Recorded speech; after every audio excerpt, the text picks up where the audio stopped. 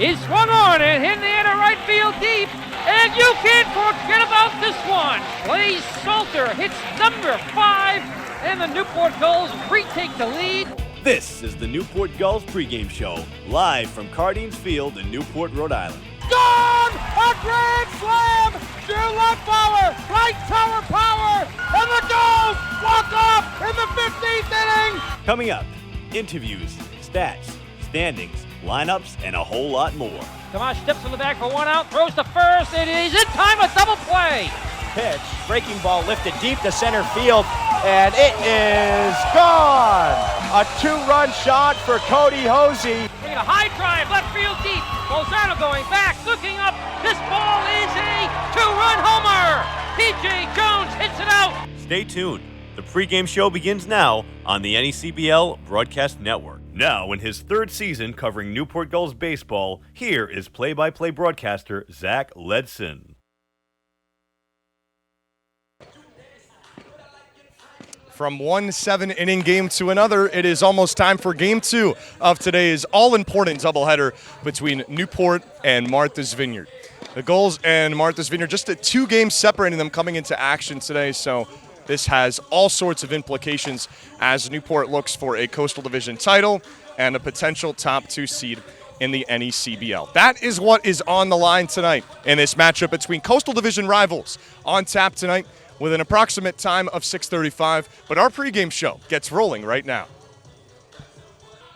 From Miami Vice to Newport Knights and now California Lights, Zach Ledson joined by the second Newport Gull to get drafted in this year's Major League Baseball draft in the 17th round by the Oakland Athletics. It is University of Miami's Jake Garland. First of all, Jake, congratulations, and just take me through the emotions of that moment for you when you get the call and find out that you've been drafted.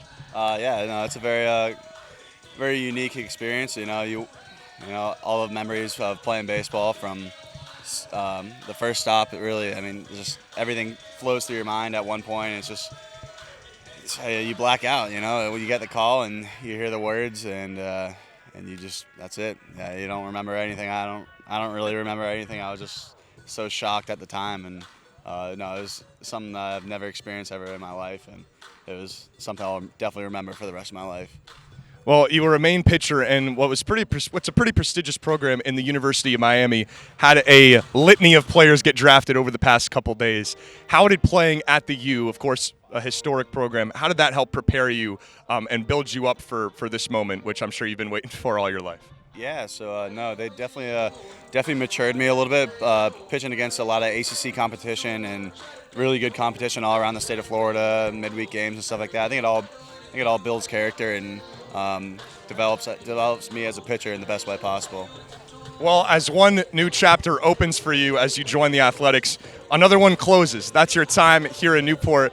I've been talking to you. I know that phone of yours is pretty busy as you get ready to join the A's organization and depart from the Gulls. What are you going to remember about this time here for you? You're not just a fan favorite, but just being around the team, a player favorite here on the team. What are you going to take away as you look back on your time here in Newport? It means a lot to be a part of a great organization like the Newport Gulls. They've done already so much for me being here, and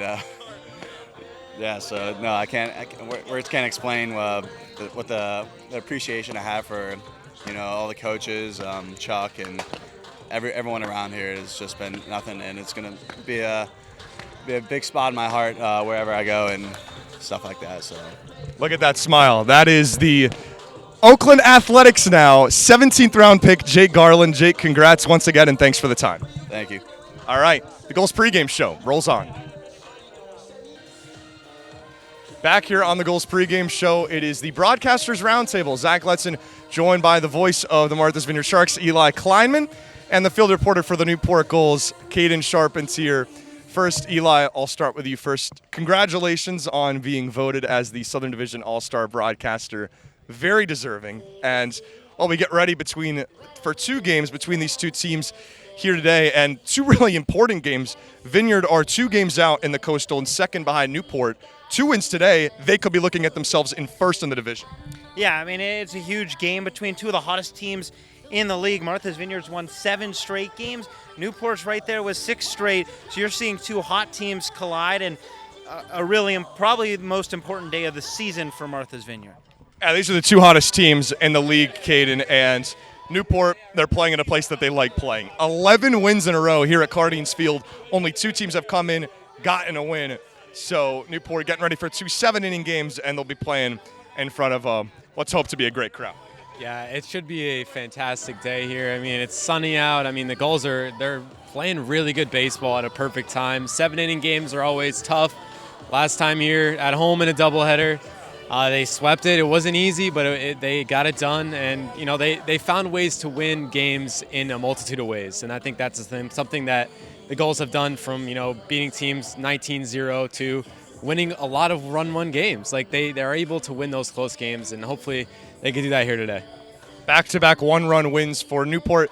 If the first 3 games of the season series are any telltale, we should be in for 2 more great ones here today. That is all for Eli, Caden, and myself, but we'll see you up in the booth.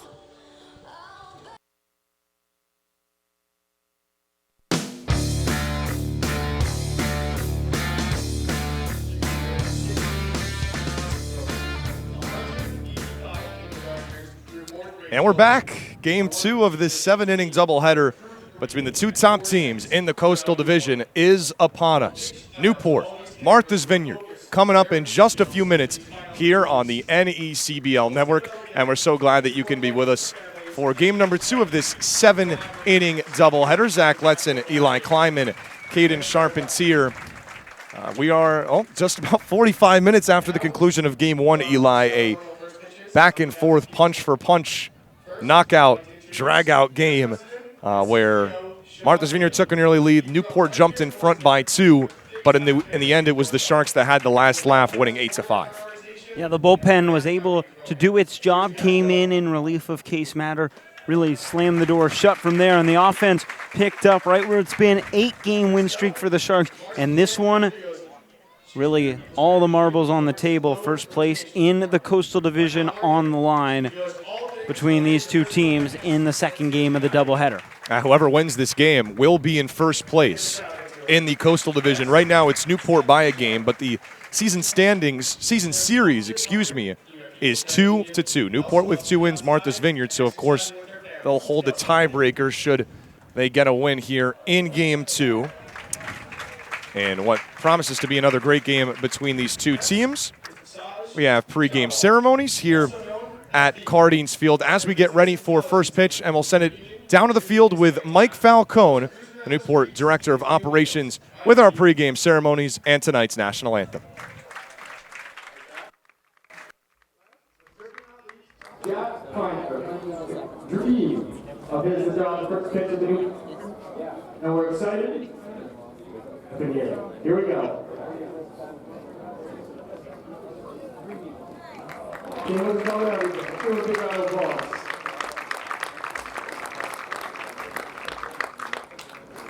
Now at this time, I'd like you to please all rise and move your caps. As the nation's colors are presented to us tonight by the Providence Coast Guard Unit, as the Portsmouth Troop 82.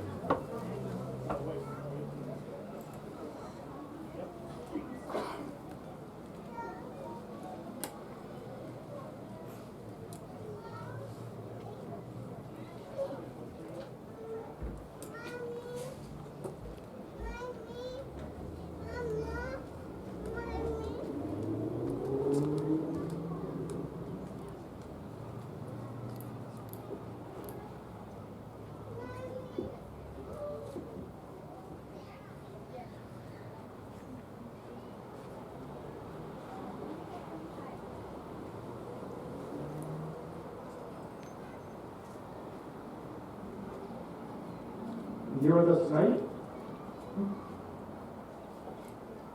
of South Kings, who's no stranger to singing the national anthem on a baseball field, as he's also sung at Fenway Park.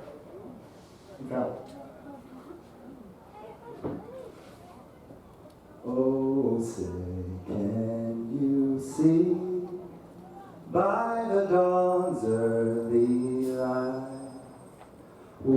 So proudly we hail at the twilight's last gleaming, whose broad stripes and bright stars through the perilous fight o'er the ramparts we watched were so gallantly streaming, and the rockets' red glare, the bombs bursting in air, gave proof through the night that our flag was still there.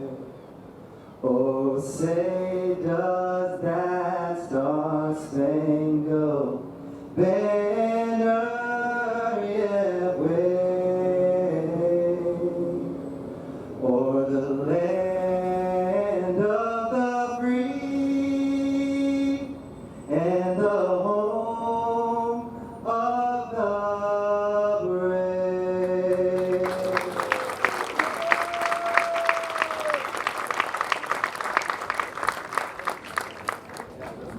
I know just where.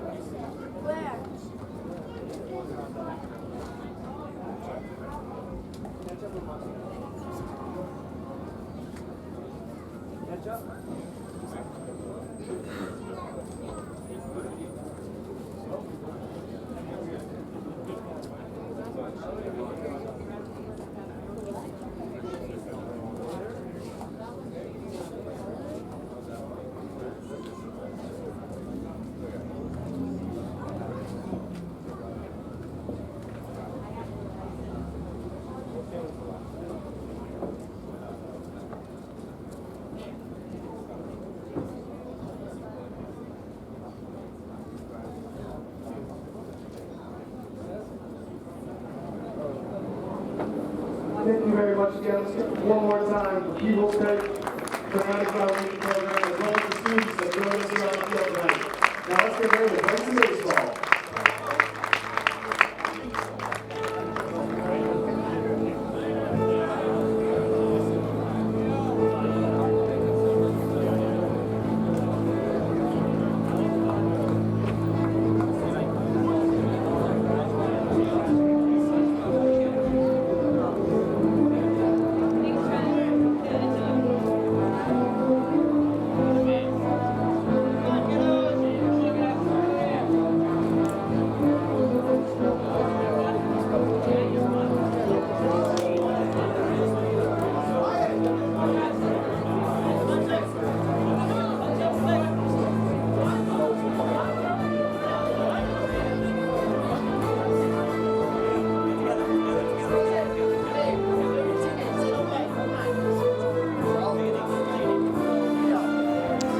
First pitch right around the corner here at Cardines Field. Game 2 of this 7-inning doubleheader.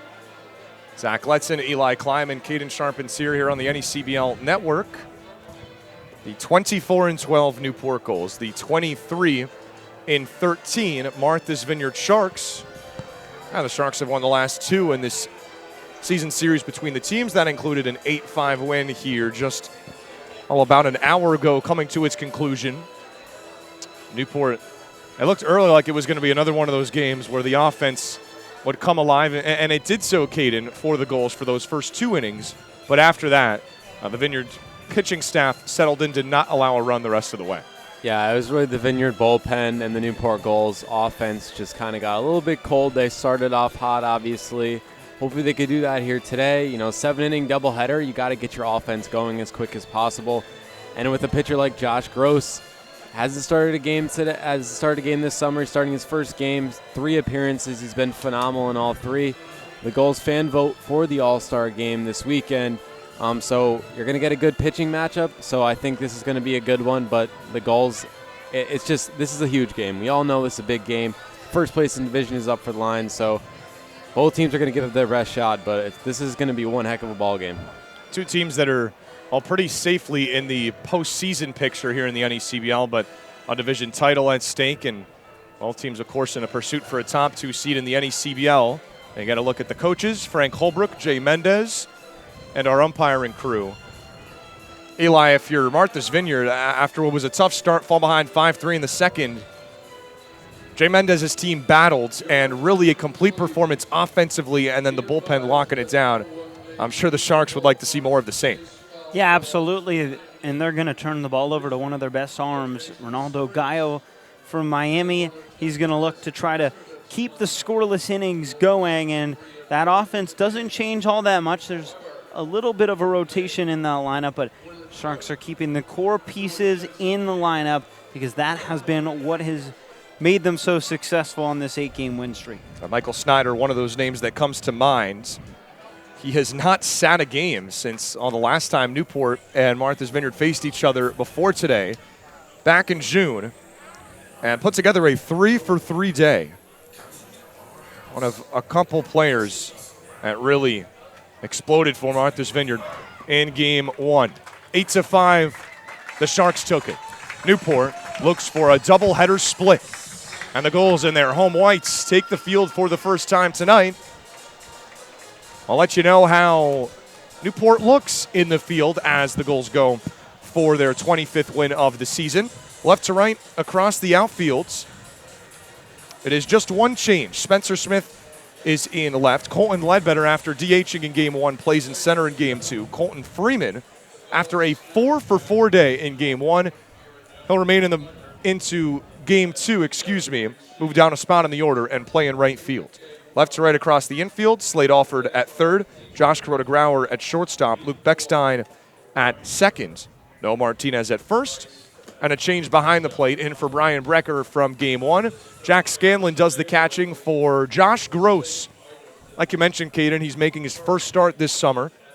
3 appearances, he's given up 1 run, 16 strikeouts, and 3 walks. And, of course, he is the Newport Gulls fan vote candidate for this season's All-Star game in Martha's Vineyard.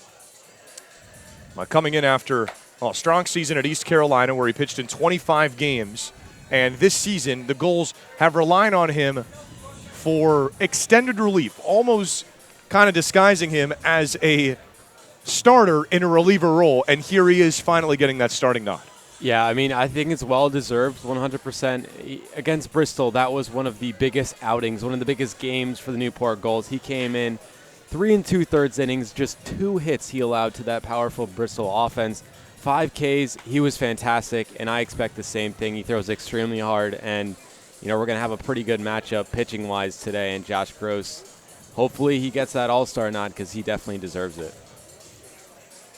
Gross and Gallo, 2 of the best arms in the Coastal, and I'll be going face-to-face here this evening.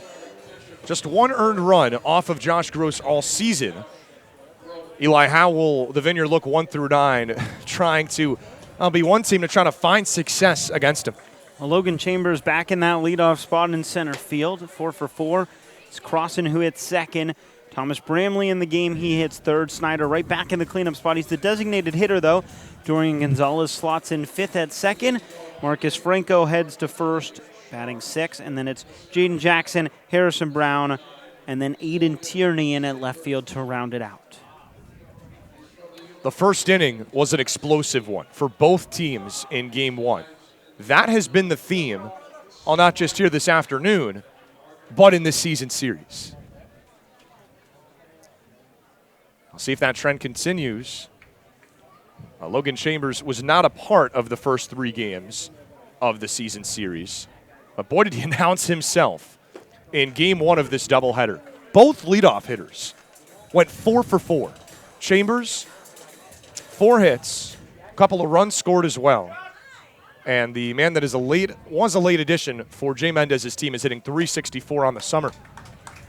Quickly behind, no balls and 2 strikes. First pitch coming in at 6:37 Eastern time here in sunny Newport, Rhode Island. 79 degrees and sunny. Tonight's forecast for game number 37 of the 44-game slate. Good morning, good afternoon, and good night to start the night. That's how Josh Gross gets it started. Yeah, I'm voting for Josh Gross right now for the All-Star game because, I mean, the man knows how to pitch the baseball. I mean, it's fantastic. It's phenomenal just watching him in a starting role at I said he definitely deserves the nod. 17 strikeouts and now 10 innings complete. Only run he gave up was a solo home run to the Winnipesaukee Muskrats out at Robbie Mills Fields in a game where he struck out. The last 8 outs of the ball game were all Gross strikeouts. Since then, he's pitched now 4 innings complete of shutout baseball. On the ground from Danny Crossan, Josh Kuroda-Grauer has out number 2. Well, that's 2 up and 2 down the easy way. And just 4 pitches into the ball game for Gross. Just Gross. There you go. I think you're going to see a bit more of a pitcher's duel in this one. 2 really good arms on the mound, although you might have thought that in the first game. Right. And we saw the offense burst out, but 2 quick outs here in the top of the first. It's Thomas Bramley, the catcher, digs in from the left side. Did not play in game 1 of this doubleheader. Both teams making a catcher switch. But Bramley certainly deserving of the nod here in game 2. .317 average in 20 games this summer. That includes 19 hits, 2 of them out of the ball yard. 8 RBIs to boot for the man that, like we talked about, Eli is making the announcement transferring to Penn State University to play his collegiate baseball. And now he's behind 1 and 2. You could say it's been a good summer for him. Also the all-star starter at the catcher position. But we've seen him all over the field this summer as well. Cracked into center. There's, rather into right, the first base hit of the ball game belongs to Thomas Bramley, his 20th of the season, and the first base runner here in game 2.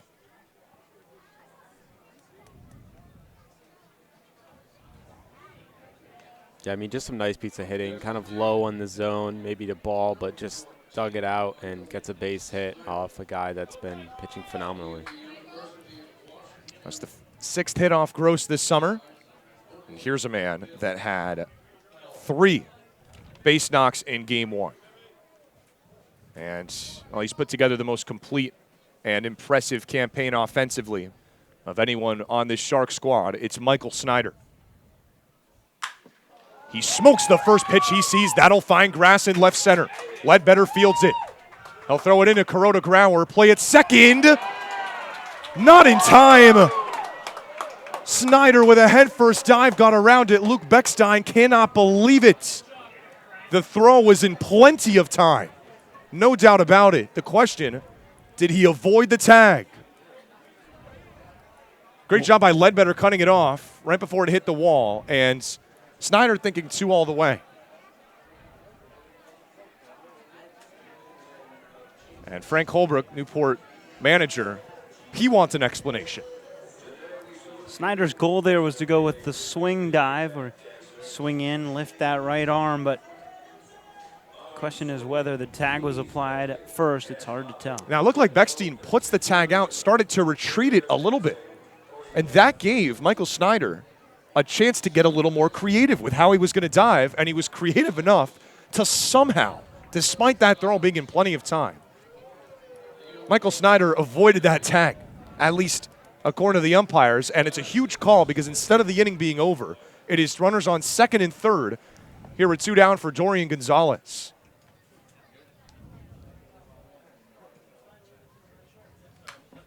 Fouls the first pitch back, does the lefty. Feels like Michael Snyder can do no wrong at the moment. When it's going your way, it's going your way. Isn't that right?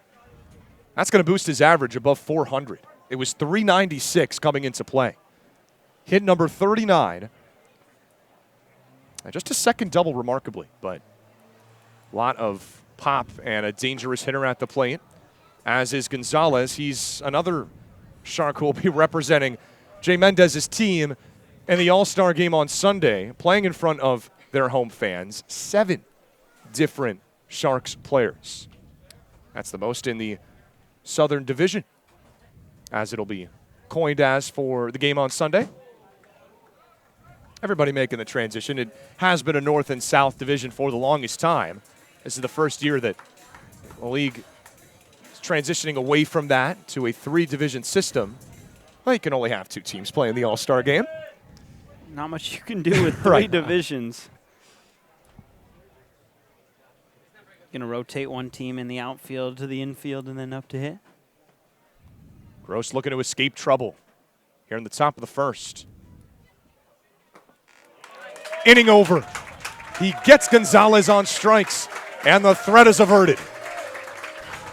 Head to the bottom of the first. 2 runners stranded in scoring position for the Sharks. No score early on the NECBL Broadcast Network.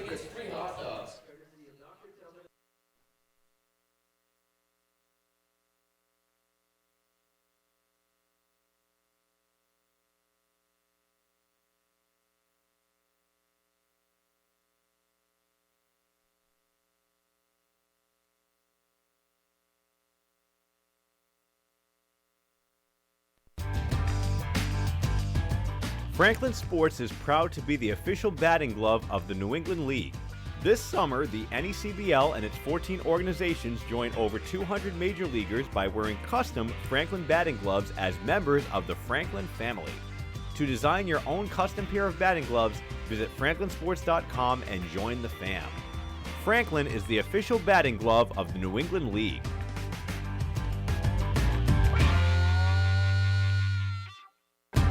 The Newport Gulls Broadcast Network features 7 high-definition cameras, graphics, instant replay, and extended pregame and postgame coverage. Watch the Gulls all season long every Friday night on Your View New England. Be sure to follow the Gulls all season long on our social media accounts at Newport Gulls on Twitter and Instagram, and Facebook.com/Newport Gulls, and subscribe on YouTube.com/Newport Gulls for the latest video highlights and exclusive interviews.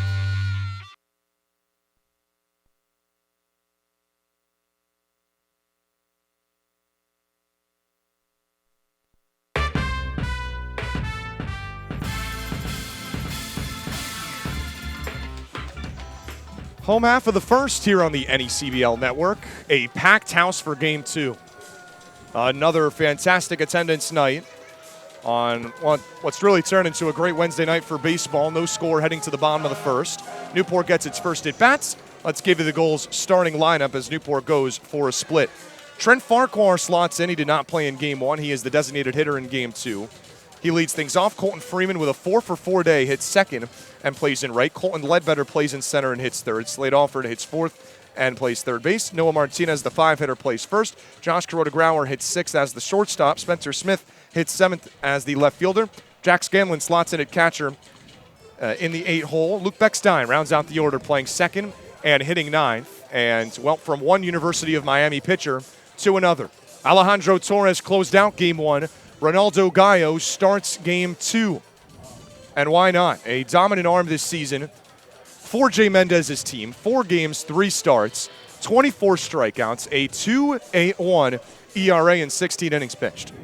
He's been fantastic. Hasn't pitched in a couple weeks, but he's back, and that orange glove, that Miami color on the mound, and the Miami pitchers, the Miami hitters have been excellent this summer. Ronaldo Gallo fits nicely in that group. It's a trio from Coral Gables, Alejandro Torres, Ronaldo Gallo, Rafe Schlesinger, and, of course, Dorian Gonzalez in the lineup. He's over at second base for Martha's Vineyard. Left to right across the infield, it is Danny Crossan at third, Jaden Jackson at shortstop, Gonzalez, as mentioned, at second.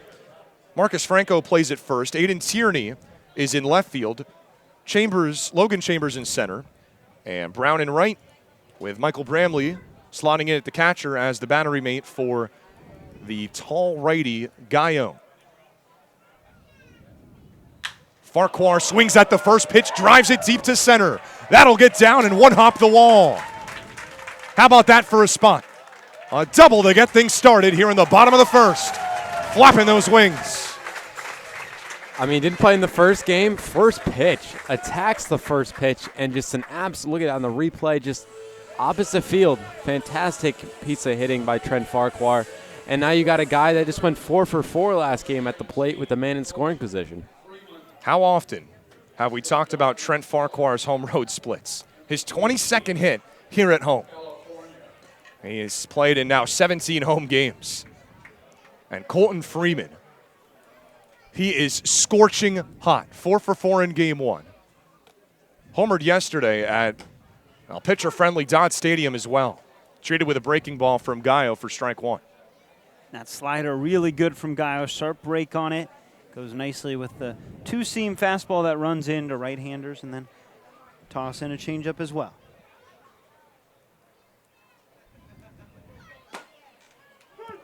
Freeman's quickly behind 0-2.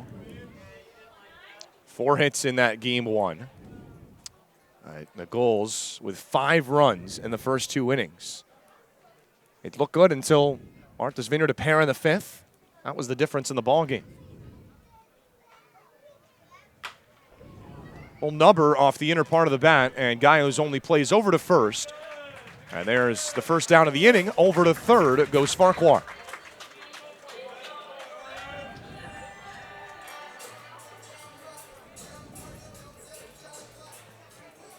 Colton Ledbetter will dig in, 360 average. And it's good to see him back out in the field. Came out of yesterday's game against the Mystic Schooners, nursing a minor hamstring injury, and slotted as the designated hitter in game 1. Here he is in center, hitting third in game 2 with an opportunity to drive in the first run of the night. And watches ball 1 from Gallo.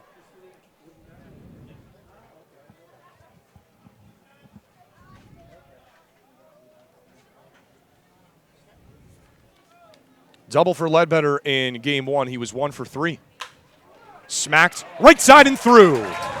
Gulls get the scoring started. Farquhar in to score on yet another RBI from Colton Ledbetter, his 41st of the summer.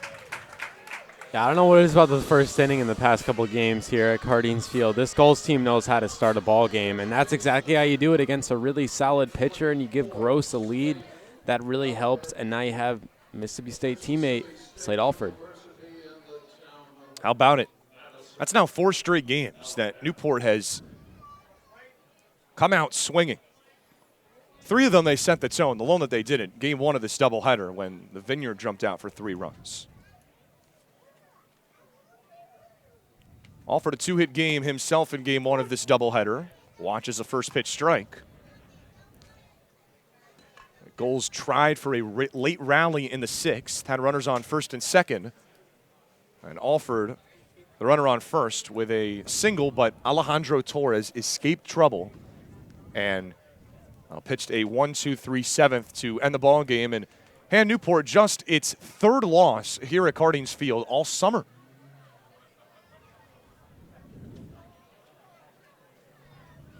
Here's Gallo's 1-1. Runner goes. It skips away. Ledbetter has second easily, thinking about third. Now he's going for it. Bramley's going to eat it. Colton Ledbetter says, yeah, I'll take 2 bases. Thank you very much. And now a runner at third in the blink of an eye.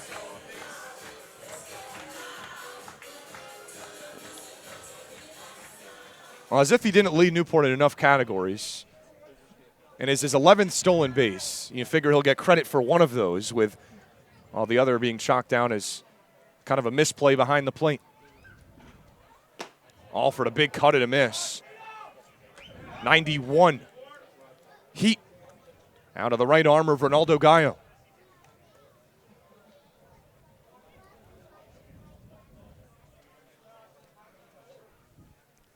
Pitched in 26 games this past season with the Miami Hurricanes. He was a regular. Cut on and missed strike 3. He got him. That's a big bounce back with 1 down and a runner on third to prevent there even being a play in the field. Alford is retired for the 2nd out. Yeah, huge. If you can keep this deficit to 1, you're really in the game. But if you let Newport's offense start to explode, dig yourself a hole that it's going to be tough to come out of with a really good pitcher on the mound in Gross. That's what Newport did in game 2 of this season series out at Martha's Vineyard when the Gulls scored 6 times in the top of the 1st. And Jake Burley highlighting that inning with a 3-run home run. It was really an offensive night to remember. Noah Martinez has had an offensive stretch to remember. Would love his 24th RBI of the season right here to drive Ledbetter in. And now he's ahead 2-0.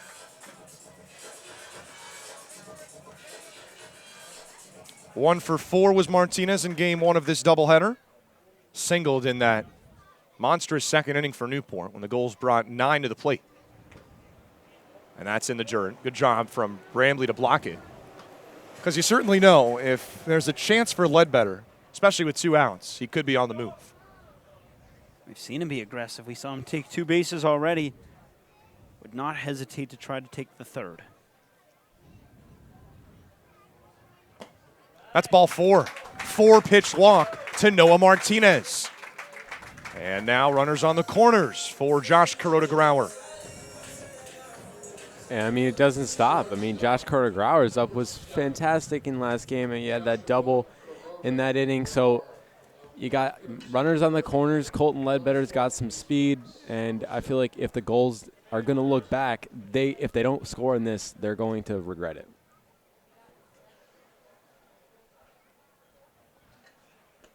That is way to the right of Bramley, and an easy second run for Newport. Miscommunication between Gallo and Bramley, and Ledbetter takes advantage, 2-0 Gulls.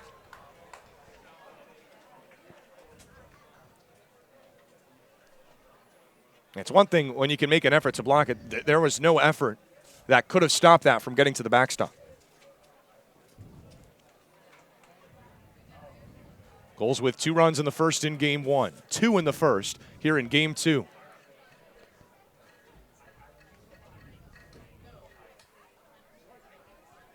As JKG playing yet again. 37 games he has played in all of them.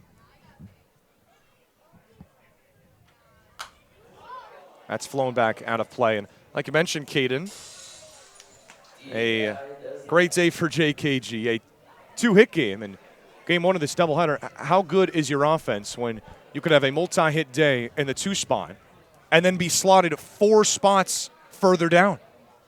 Yeah, I mean, it's just the depth of this team. It's absurd. And, I mean, we lost some guys as well, so it could be even more.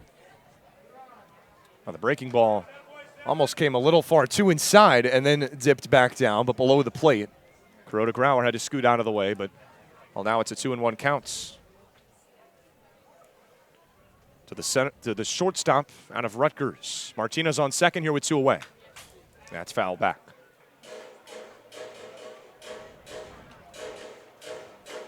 Two for 4. Both of those hits came in the first 2 innings, double and a single.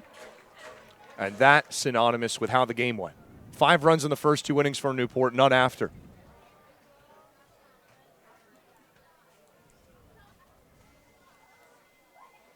And the 2-2. Had to go out and get it and fouls it back. And JKG battling here.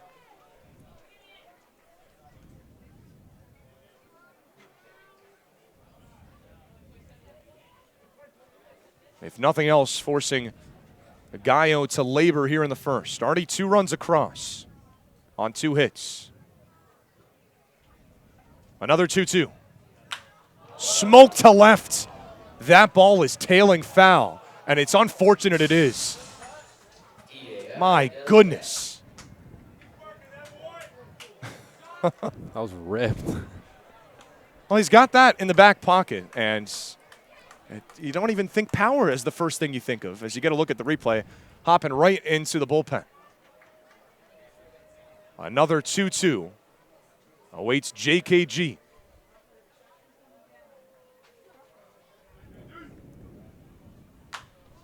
Rope foul this time the other way.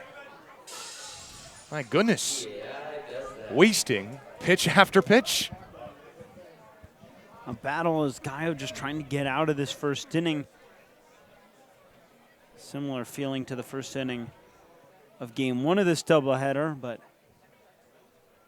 got to limit the damage here. Give your team a chance to fight their way back. Here comes pitch number 8 of the at-bat. Smack deep into center. Back is Chambers. That baby's on a one-way ticket out of here. Josh Kuroda-Grauer to straightaway center, there was no doubts. Newport setting the tone early. It's 4-0. That's how you set the tone. That's how you basically say, we're here. We're here. The Newport Gulls are here. The crowd is here. It's electric here at Cardines Field. And, I mean, that's how you set the tone. You set the tone by putting the pressure on the Martha's Vineyard Sharks, who really took it at you last game. Third home run of the season for JKG. And there you go. There you go. I mean, 4-0 in the first inning. The Newport Gulls know how to score early on in the game. What an at-bat. 8 pitches. And the last, into the trees. For Josh Kuroda-Grauer, he leaves the building for a third time this summer. And, well, could you maybe see it coming? We saw the foul ball that was hit that could have left the yard if it stayed fair. And all of a sudden, someone in Ronaldo Gallo, who I'd have to imagine only 5 earned runs all summer, hasn't faced adversity quite like this. From 5 to 9 in the blink of an eye, Eli. Yeah, obviously not the start he's hoping for. A long layoff, hasn't pitched since July 1st. So a guy trying to get back in the swings of things, and it's a dangerous offense in Newport, and they've done their damage. 4 runs, 3 hits. Yet another spectacular first inning for the Gulls here at Cardines Fields. You better be in your seat on time or you might miss something great here with Newport. Spencer Smith for the Gulls. He is up here in the 7th spot. Now a 1-ball, 1-strike count to the Northeastern man. Skied in the air, shallow into left. Jackson retreating, makes the catch out in shallow left field. And the inning is finally over. 7 to the plate for Newport, 4 of them home. 4-0 Gulls, setting the tone early. We'll be back with a second here on the NECBL Broadcast Network.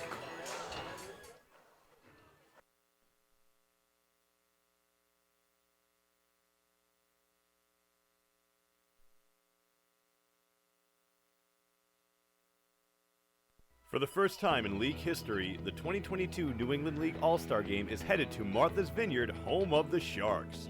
On Sunday, July 24th, join the NECBL's best as they ferry over to the island and enter the Shark Tank in front of scouts from every MLB organization. Visit asg22.necbl.com for more information. And don't forget to make your ferry reservation at steamshipauthority.com. Fans, the NECBL's broadcast network brings all of the action right to your home every night. Available on your desktop, laptop, mobile device, as well as your Apple TV, Roku, Amazon Fire TV, or Android TV device. Enjoy single-day passes for just $8, purchase a weekly subscription for $20, a monthly pass for $40, or an all-season pass for $80. Head to watch.necbl.com for more information and for a full streaming schedule.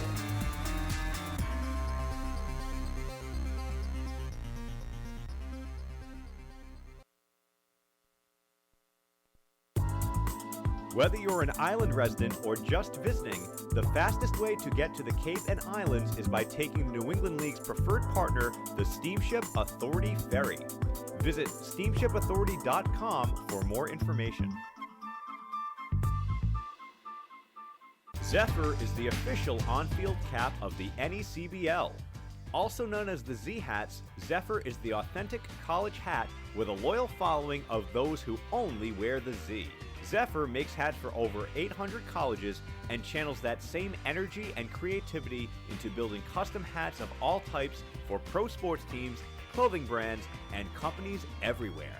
Make sure you pick up your Newport Gulls official on-field cap today.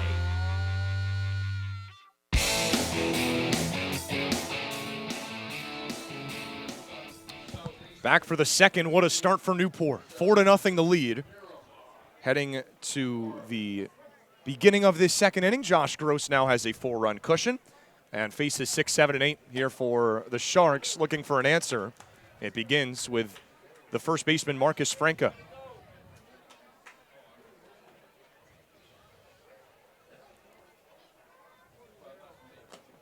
Had game 1 off for the Sharks. Playing in his 24th game. home run and 12 RBIs, 241 average for Jay Mendez's team. Looking for a sweep here at Newport this afternoon, but they've been challenged with the biggest deficit they faced at any point so far today. Yeah, you never want to be down 4-0, but you go back to the top of the first, they did string a couple hits together, obviously unable to score a run, but that's along what they need to do. Once again, just chip into the lead. You don't need to get it all back in one inning. You still have 6 of them to go. Vineyard staged a comeback in game 1. That is blooped in a left, and that's a base hit. Marcus Franco, welcome to Cardanes Field. Did not play in game 1, here in game 2. And already the 3rd hit for the Sharks here tonight in game 2.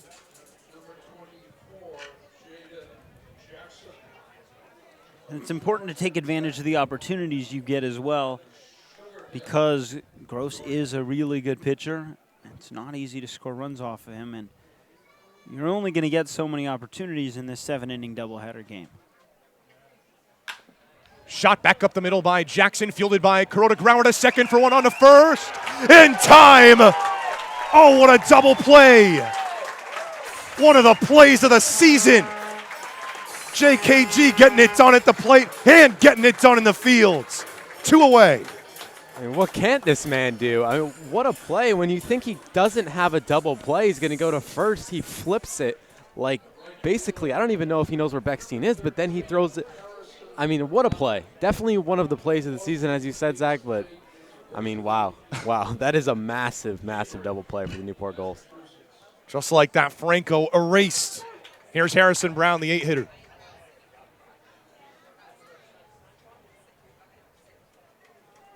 That middle infield for the Newport Gulls is fantastic, especially with the glove. And it has not changed. We saw Kuroda Grauer play a lot in the outfield to start the summer. He's moved in, played pretty much mostly now at shortstop. And him and Beckstein have really combined for some defensive glove work as the middle infield duo that has started to really solidify themselves.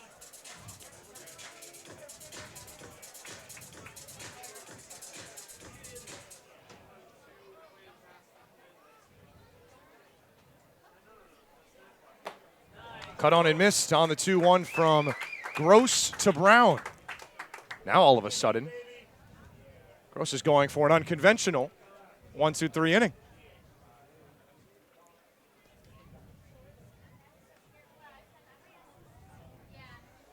Here's the 2-2.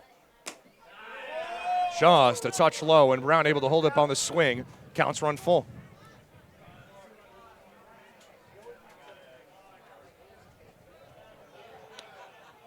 Brown got the start in game 1, playing in his 25th game this summer with a .220 average. 0 for 3 with a trio of flyouts in that game. Cut on and missed. The inning is over. Josh Gross, well, he faced the minimum in the 2nd inning, and he fans Brown to end it. 2 innings in the books, no runs on the board, and a 4-0 Newport lead heading to the bottom of the 2nd.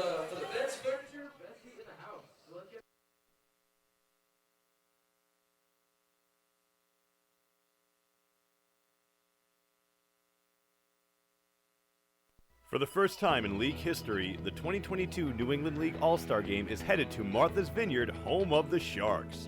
On Sunday, July 24th, join the NECBL's best as they ferry over to the island and enter the Shark Tank in front of scouts from every MLB organization. Visit asg22.necbl.com for more information. And don't forget to make your ferry reservation at steamshipauthority.com. Fans, the NECBL's broadcast network brings all of the action right to your home every night. Available on your desktop, laptop, mobile device, as well as your Apple TV, Roku, Amazon Fire TV, or Android TV device. Enjoy single-day passes for just $8, purchase a weekly subscription for $20, a monthly pass for $40, or an all-season pass for $80. Head to watch.necbl.com for more information and for a full streaming schedule.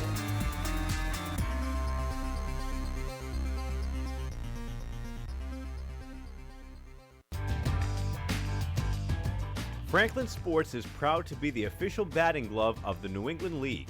This summer, the NECBL and its 14 organizations join over 200 major leaguers by wearing custom Franklin batting gloves as members of the Franklin family.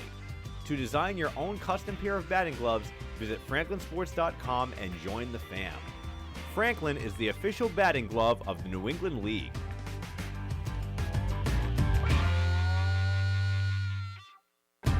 The Newport Gulls broadcast network features 7 high-definition cameras, graphics, instant replay, and extended pregame and postgame coverage. Watch the Gulls all season long every Friday night on Your View New England. Be sure.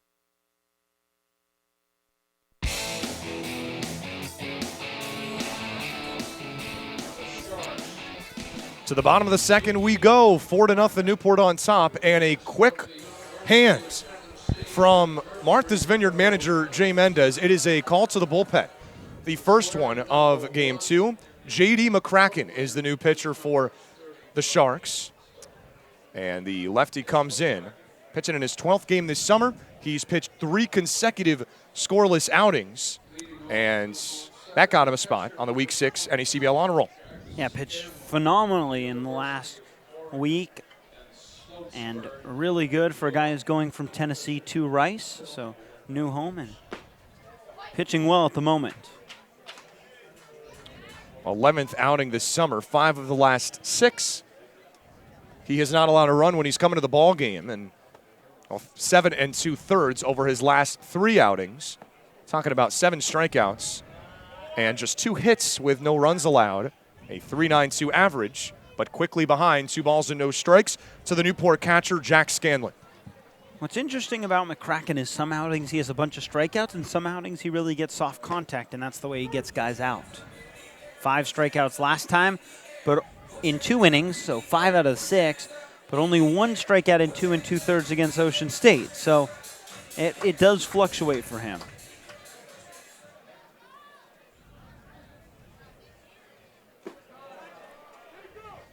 Scanlon could not hold up his swing, says the third base umpire here in the game number 2. It is Ronaldo Cockrum calling the balls and strikes, William Bowers and Brenton Petrowski, tonight's field umpires here for Game 2. And Scanlon stays alive, fouling the 2-2 back. And nearly another play on top of the dugout for our cameraman, Shane Briggs. That took a hop, and it just could not clear the dugout. I feel like it was at the same time as the last game, too. Like, I feel like it was in the second inning, but, I mean, he might get another one. First team all hands. First team all hands. We saw that in Game 1. Impressive bare hand snag off of a foul ball that was deflected off of the net.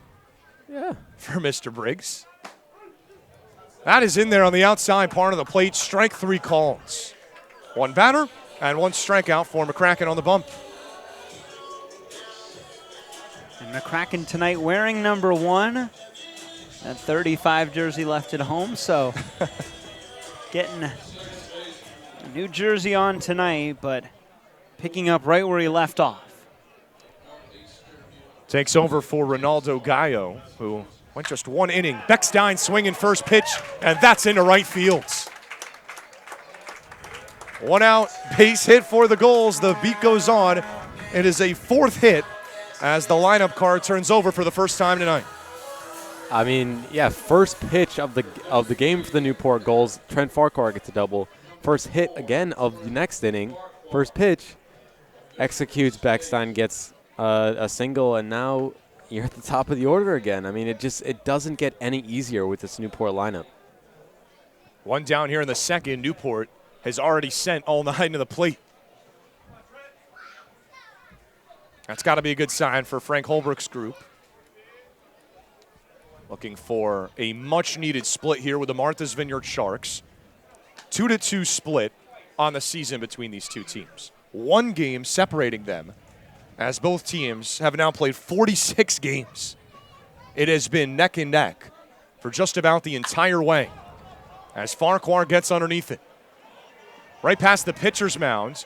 Sprinting in now, making the catch. Danny Crossan came all the way near the second base bag, but brought it in.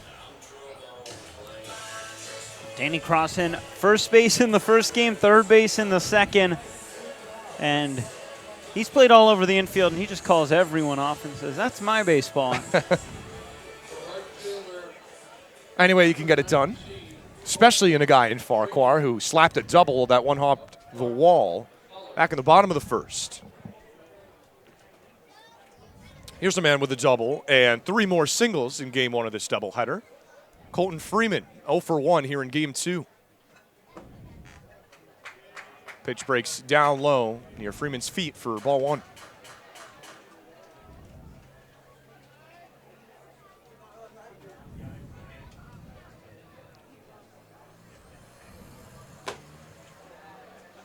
Two and 0 count quickly to Colton. Has established himself now. I think that term can definitely be thrown around in the Gulls lineup, and as of recently, into the top part of this lineup. As the leadoff man in back-to-back games, now in the 2 spot in the game following. And why not? 363. 363 is what Colton Freeman was hitting through his first 19 games. I mean, I can only imagine how efficient he would have been if he played this entire season. Like, could he been an all-star? Slapped left side, backhand by Jackson across the diamonds. In time to get him, what a play. Well, Jaden Jackson just robbed Freeman of yet another hit. And the inning is over. It's a 0 on the board for Newport in the bottom half of the second. We remain 4-0, heading to the third in this 7-inning doubleheader, game 2.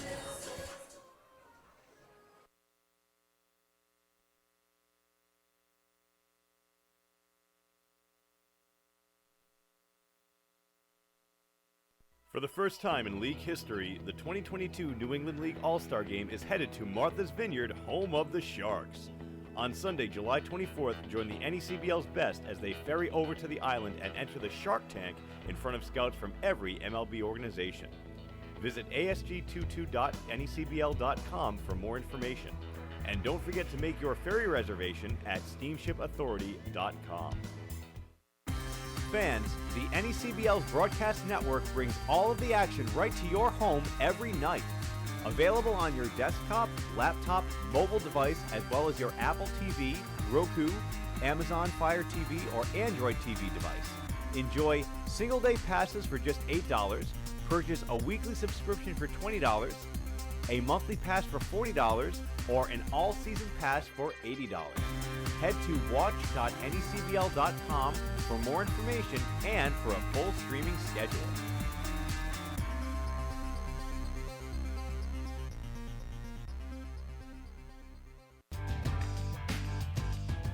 Franklin Sports is proud to be the official batting glove of the New England League. This summer, the NECBL and its 14 organizations join over 200 major leaguers by wearing custom Franklin batting gloves as members of the Franklin family. To design your own custom pair of batting gloves, visit franklinsports.com and join the fam. Franklin is the official batting glove of the New England League.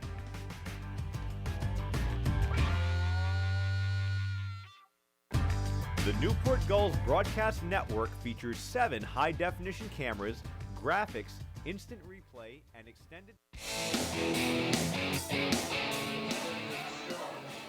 We're into inning number 3 here at Cardines Field. The sun finally starting to set on one of the hottest days of this 2022 summer. It's Newport 4, Shark 0 on the NECBL broadcast network. Hayden Tierney to face Gross. In first pitch, he lifts one into center field. Ledbetter moves a step or two to his right, where he makes the grab. One pitch, one away to begin inning number 3.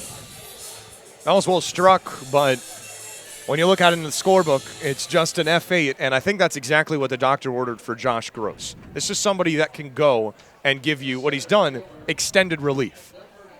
And now he's chugging along against an offense that we saw do some real damage in game 1 of this doubleheader. 8 runs in the first game, 8 straight wins for Martha's Vineyard, all on the line here in the second game of this doubleheader. Is the leadoff man Logan Chambers back to the plate, and he watches a strike. Chambers 4 for 4 in game number 1. A strikeout to begin game number 2. As he hits one into deep right center field. Ledbetter going back. He's at the wall, and that ball is gone. Logan Chambers goes deep for the first time this summer to straightaway center field, and the Sharks are on the board here in inning number 3. This guy's got a chance to be a real special talent. I mean, we've seen it all day long. There's his first homer in a Sharks uniform. He's done just about everything else offensively. What more can you ask? I mean, 4 hits. 4 hits in game 1 of this doubleheader. And that's a swing that Martha's Vineyard, I think, offensively really needed as a team to get back into this game. Wow, that ball just crushed to center field as Danny Crossan watches a strike. Same spot that Josh Kuroda-Grauer got his 2-run blast in the first. As the 0-1 runs in and hits Crossan in the back, so he will take first after the hit by pitch. And what a way to hit your first home run. You have a short porch and right, and Chambers just decides to go straight away center field instead. Sharks still trailing, though, by 3. It's Thomas Bramley back to the plate. He singled in the first. This is the part of the order that in game 1 produced almost all the offense. Did produce all the offense. Top 5 hitters. Bramley did not play in game 1, but the all-star catcher, a hit already. He takes a first pitch fastball that zips in for a strike.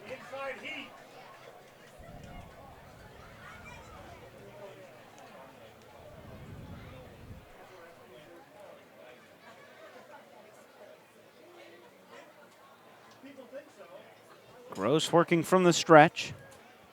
Couple nods and a look at Crossan. And it's Bramley who sends one into shallow center field. Ledbetter coming in, and he makes the grab for out number 2. That is 3 baseballs in the inning that have been hit, all to center field. And had a little carry off the mat, then kind of just died. But it's a different look, I think, this inning for Martha's Vineyard. Of course, with the runs and the home run, of course. But I just think overall, I think that's the spark you need, like you said, because this top half of the order, all they need is a start, and they can really get going. Well, Michael Snyder to the plate. He had a double in the first, but second time through, Sharks hitters maybe starting to see Gross just a little bit better. Is that one outside? Nice block from Scanlon. Throw back to first, and Crossan back in standing.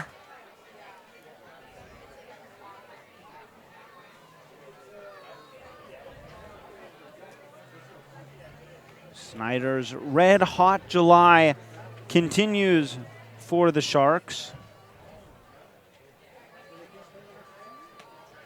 Hitting .400 over the month of July. He's played in every game since the calendar flipped. 1-0 up and in, 2-0 to Snyder.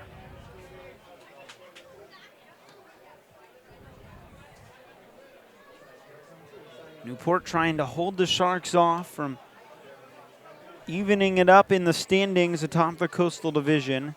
And a win today would give the Sharks the tiebreaker for the moment, with one more game scheduled for next week. Snyder takes outside, 3-0. And despite a walk putting a runner in scoring position with 2 away, it might not be the worst idea to pitch around Michael Snyder. Yeah, I think that can go without saying. Something we talked about in game 1, and it would make a lot of sense. 3-0, and just catching that outside corner. 3 balls and a strike.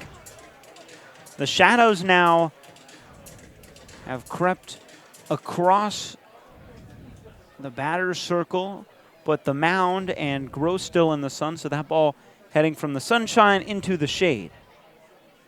3-1, Snyder shoots one to right field. Back goes Freeman. It's over his head, and Karam's off the wall. Crossan around second into third. Snyder dives in safely at second. 2 doubles today. Runners at second and third once again, this time in the third. Yeah, how about a 5-for-5 day in the doubleheader? Is that good? I mean, this guy, you said he's hot. I don't know if that is an aggressive enough adjective to describe what Michael Snyder is doing for the Martha's Vineyard Sharks. His batting average is now over 400 because of this monstrous day that he's put together. And all of a sudden, like I said, all you need is a spark. Now you got the tying run at the plate, 2 guys in scoring position. Dorian Gonzalez with the opportunity. Lefty watches a first pitch strike on the outside corner with the fastball. Snyder hot, hotter than the sun. Starting to get into that territory. He's closing in, if he continues to raise that batting average, on being the top overall hitter in the NECBL. Swing and a miss from Gonzalez. Quickly 0-2. He was up in the same situation in the first. Wasn't able to capitalize a strikeout. Would like a little redemption here. But Josh Gross would like to get out of this inning. And ahead in the count, 0-2.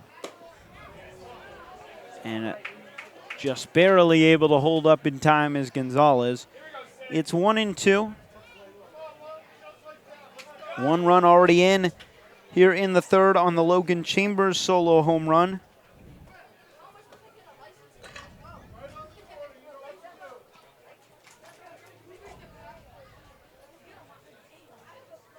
One, two, and Gonzalez shoots it foul back off the backstop. Count remains the same in the third. And it certainly seems like the Sharks hitters are seeing Gross better the second time around.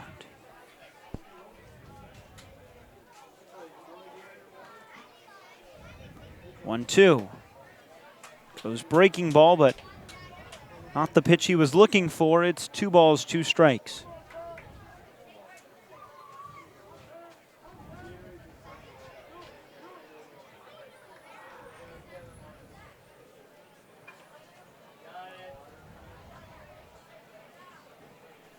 Deep breath on the mound. And Gonzalez gets a piece. The battle continues. This is a good at-bat right here. Force Gross to work because, like you said, this is a guy that's used to going 3 innings, 2 innings out of the bullpen. Not someone that has seen a lineup twice, 3 times. So I think, like you said, the Sharks are given an inch with that home run. Now they're meant to be taking a mile. Miami second baseman would love to help those efforts. 2-2. Gonzalez deep to right field. That one's hit a mile. And all of a sudden, this game is tied. Wow. Dorian Gonzalez unloads on a baseball. 94 miles an hour. 415 feet to right field.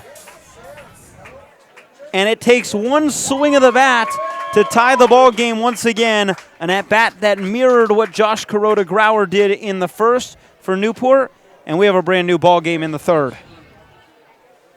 I mean, it's absurd. I mean, this man, Josh Gross, has been phenomenal. 1 earned run coming into this game. And the Martha's Vineyard Sharks, their offense started slow, but you can never count out this offense. They have so much firepower. And, I mean, a game that Newport, kind of came out strong. Respond immediately, and that's been the story of the day so far. First home run of the year for Dorian Gonzalez. So Chambers and Gonzalez both get their first. Now it's Marcus Franco, the guy you normally would consider the power hitter at the plate. Put power hitter aside today, swing and a miss at the 1-1. Yeah, that was a moonshot, too. I mean, we've seen it to right field. It is more friendly if you can hit it out there. That's getting out. It doesn't matter where it's hit. I mean, 415 feet and skied in the air.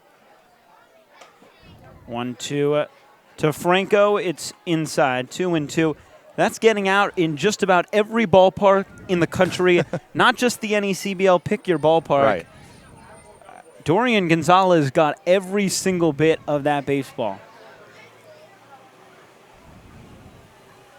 Gross from the windup, the 2-2, or 3-2. It's ball 4. So Franco is aboard on the walk. Yeah, pitching coach Dan Gosofsky is going to talk to Gross here. It's remarkable, isn't it? We come in, Gross and Gallo had been faced with, I think it's fair to say minimal adversity throughout the summer. Both have been woken up by the opposition's offense, and, I mean, give plenty of credit where it's due to Martha's Vineyard. This was a 4-0 game, and Newport had taken command until they hadn't. I mean, this is a team that you can't put away. They fight back. They did it in Game 1, and doing it a different way here in Game 2 with a couple of long balls in the same inning. But it's remarkable that the game is now tied. It's a team with 13 wins, 13 of their 22 wins. They've had to come from behind at some point this season. They're looking to make it 14 out of 23 if they can fight their way back here. We're tied in the third. We have 7 innings in this ball game. Jaden Jackson to the plate. Chops one to the shortstop, Kuroda Grauer. He fires across the diamond. It gets Jackson, one shortstop, gets another to end the inning. But we have a brand new ball game at Cardines Field. 4 runs on 2 home runs, including the mammoth shot from Dorian Gonzalez, 415 feet. It's 4-4. We head to the bottom of the third.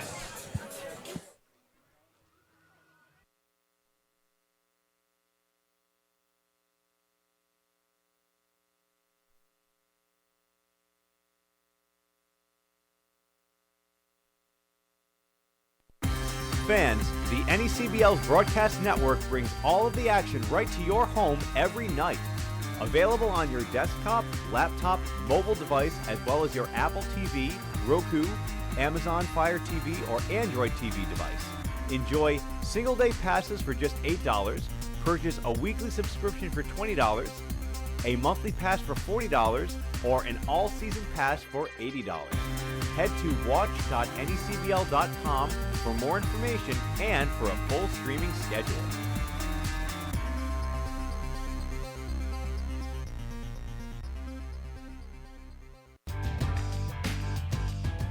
Franklin Sports is proud to be the official batting glove of the New England League. This summer, the NECBL and its 14 organizations join over 200 major leaguers by wearing custom Franklin batting gloves as members of the Franklin family.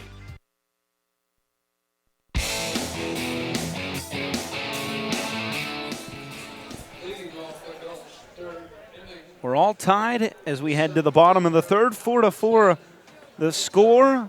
Martha's Vineyard responded with 4 in the third after Newport put up a 4 in the bottom of the first. But it is the heart of the order coming up for Newport. Ledbetter to lead it off. 3, 4, and 5. Takes one up and in, 1-0.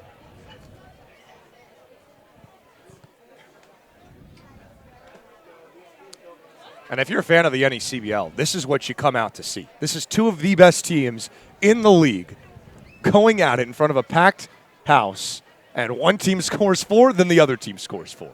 Just remarkable. If you enjoy offense, that's a strike, 2-1. These 2 games have been the 2 for you. Frankly, the season series between these teams, we have had no pitchers' duels, and the count is even after the slider from McCracken. Despite the fact that I think on numerous occasions we were maybe anticipating them.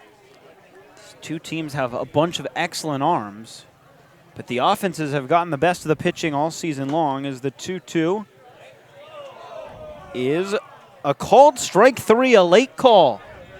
But Ledbetter goes down on the strikeout, and there's one away in the bottom of the third. Now Colton's in disbelief. A very late call, kind of just caught that lower part of the plate. Someone was going to be unhappy because McCracken started walking off the mound like he had gotten the strikeout. Ledbetter thought he had a ball, but that's a big strikeout again of such a dangerous hitter. Alford to the plate takes a strike. You have to imagine that Ledbetter is just as upset with how late that call came in Right. as he is the strikeout himself, although he would probably tell you he disagrees with both. Slade Alford to the plate. He struck out in the first.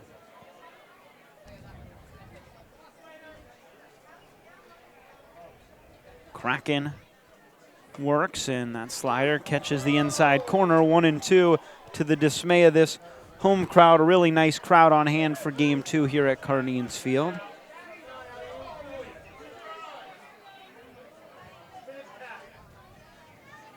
One, two for McCracken. That one not that close. It's 2-2. Yeah, I mean, we talked about that spark from the Sharks. The Newport Gulls need a spark right now. They need to be able to respond somehow. The Sharks responded in a massive way. Rolled to third. Crossing Fields. A long throw across the diamond and picked out of the dirt once again by Marcus Franco.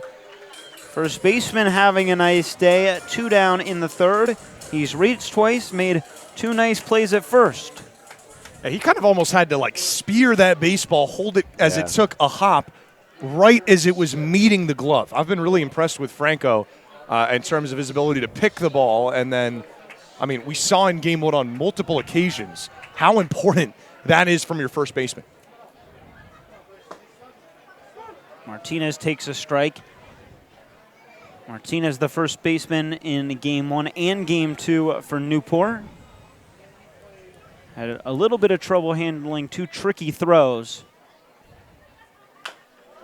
One rolled foul down the first base side. McCracken looking for a 1-2-3 inning in the third.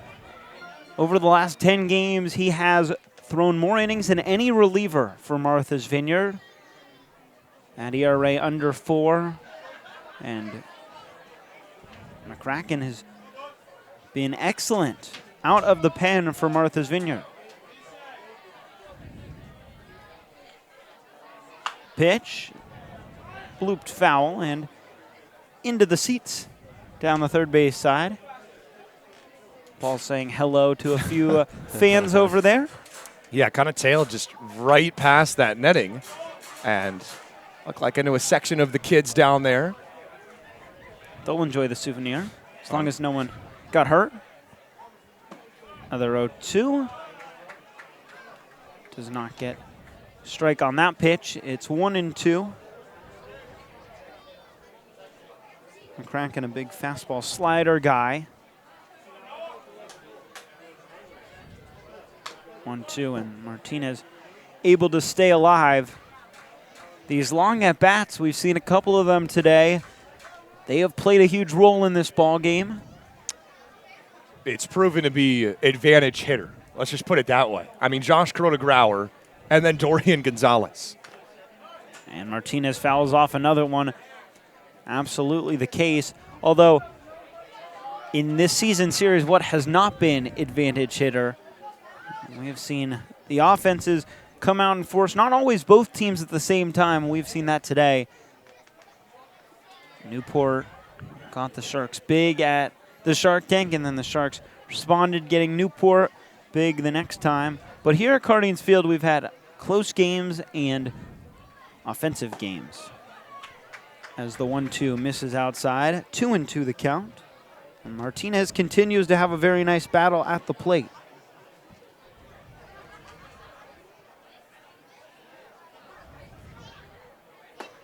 Fastball upstairs, and all of a sudden, from 0-2 to 3-2. You got to love the patience. Make McCracken work a little bit. It's been seldom that he's had really any trouble commanding that zone. 3-2, and it's outside, ball 4. McCracken loses Noah Martinez to the walk, and it brings the man who had the monster blast in the first, Josh Kuroda-Grauer, back to the plate. I just find a way to get some traffic on the base paths, put some ducks on the pond, and why not do it for a guy that, well, just had a mammoth shot out to straightaway center after a grade 8 pitch at bat. Watches a strike. McCracken quickly gets back ahead.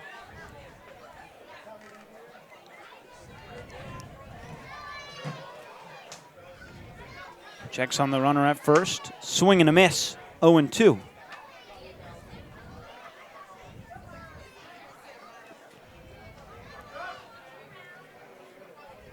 Kraken looking to keep this game tied, headed to the fourth. 0-2 pitch. Kuroda Grauer yanks one foul down the third base line.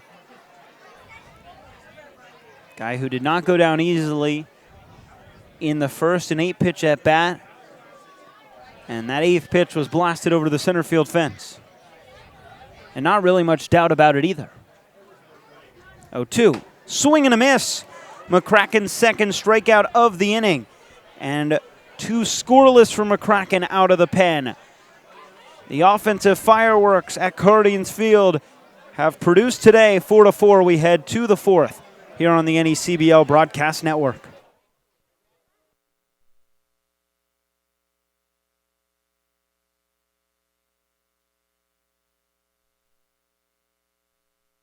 For the first time in league history, the 2022 New England League All-Star Game is headed to Martha's Vineyard, home of the Sharks. On Sunday, July 24th, join the NECBL's best as they ferry over to the island and enter the Shark Tank in front of scouts from every MLB organization. Visit asg22.necbl.com for more information.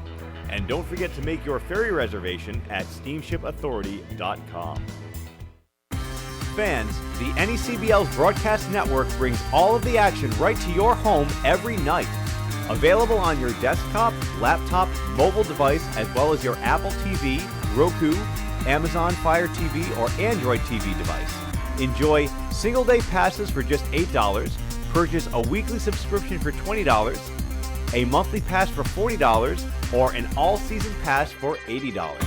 Head to watch.necbl.com for more information and for a full streaming schedule.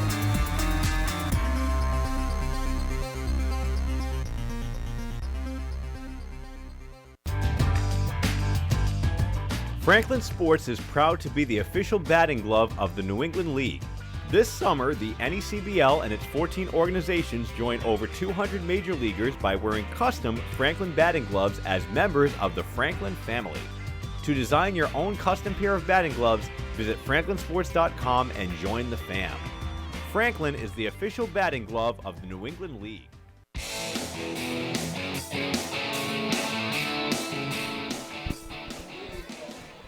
Top of the fourth here at Guardians Field, and we have a 4-4 ball game with Josh Gross back on the mound and a guest joining us in the booth. It's Jake Burley, the catcher, out of Brown. How we doing today, boys? How we doing? That's good to see you, Burls. I know that you've spent a lot of time down there in the bullpen today. What's that been like for you, and what are those discussions been like? You know, the bullpen, it's always a fun time down there, you know, just kind of hanging out, watching the game, you know, just having fun any way we can. You know, we got a game down there called Password that we like to play. I won't get too into it. The rules are a little bit confusing, but no, it's always a great time down in the pen with the fellas. Harrison Brown at the plate, down 0-2. 1-1. Pops one foul, now it's 1-2. Were those, so we got to look here at left field, right next to the bullpen. There's a school of gulls out there. Were those there when you were out there? They weren't, but there's a lot of wildlife down in the bullpen. And you guys have seen, I'm sure, in the past couple games. Yes. You get bunnies down there. Had to trap one down there, right? Yes, that is the bullpen's goal of the summer, is to trap a bunny and then release it. They have failed miserably every single time, but it is fun to watch. It is fun to watch. What's the strategy to try to trap that bunny? So they each get, you know, a shirt or some type of hoodie, and they stretch it around their hands here. And they try and trap it like up against the fence, kind of corner it there, and then they try and scoop it up with the shirt. However, it never works. The bunny always seems to get away. The bullpen catcher from the Blues suggested we get a fitted bed sheet, and that would work better. But yeah, no, very entertaining, and they never catch the bunny. It's too quick for them. It's Harrison Brown who went down via the strikeout. Brings Aiden Tierney, grounds one down the third base line. It's a fair ball and into the corner. Tierney around first. He's into second. Standing with a double and a one-out double for the 9-hole hitter. Brings us back to the top of the order for Logan Chambers. All right, just a good piece of hitting, getting it down that left field line. And, well, as soon as it gets, you got to look at the replay, anywhere near that, there's a second line there that separates the bullpen. It is immediately a dead ball, so a ground rule double, but How about that from your 9-hitter? Well, setting up one of the hottest hitters on the Sharks, Logan Chambers, a home run. An inning ago, got the Sharks on the board. What about the 2 ball clubs we have here today? 2 pretty good ones, huh? Yeah, I mean, we got Gross going on the mound. I mean, as you can see, his stuff is absolutely electric. And, you know, the Sharks are seeming to not have too much of a problem with it, which is surprising. You think a guy like that would get up there and dominate, but 1 earned run all summer coming into this game, so I give a lot of credit where it's due. Exactly. Yeah, these 2 lineups are something to watch. Chambers sends one out of play. Cardines Field is unique in the sense that you have both dugouts down the right field line, both bullpens down the left field line. Is that your first time dealing with that type of a setup? Oh yeah, definitely. I mean, the bullpens on the same side is definitely unique, but it's awesome because you get to, you know, talk to the guys, you get to meet some new guys that you haven't met before, you know. But as a catcher, the 2 mounds right next to each other is no fun, especially when it gets dark, you know. It's definitely a little scary down there, but I think overall I like it just because you get to talk to some other guys. I've always said, though, this field has the most character out of any ballpark in the country, I would have to say. Got a light pole in the field, got a couple manholes out in the outfield. Got a whole building as your foul line. Right.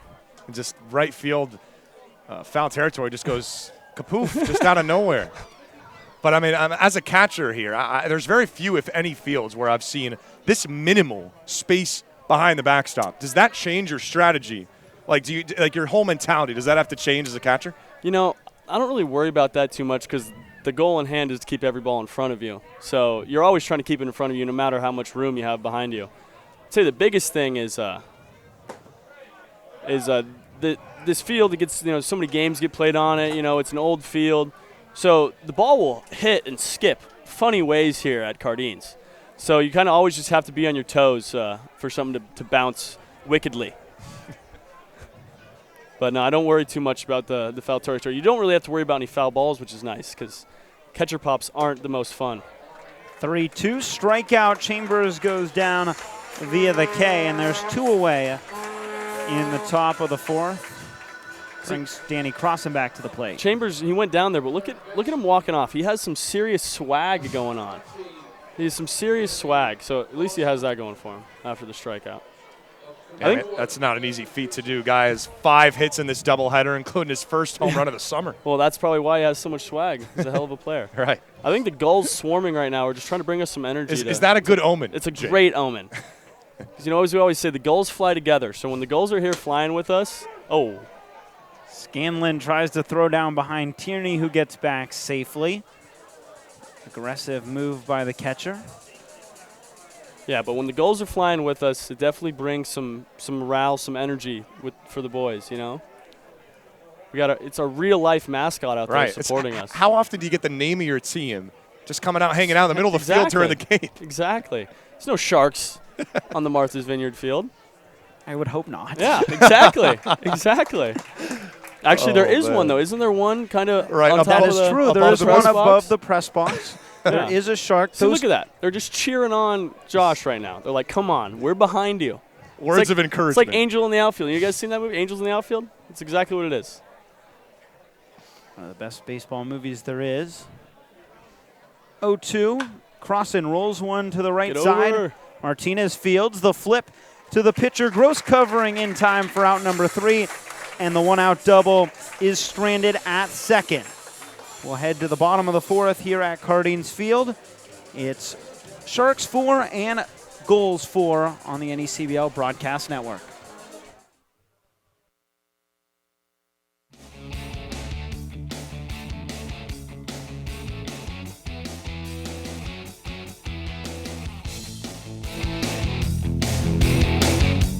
For the first time in league history, the 2022 New England League All-Star Game is headed to Martha's Vineyard, home of the Sharks.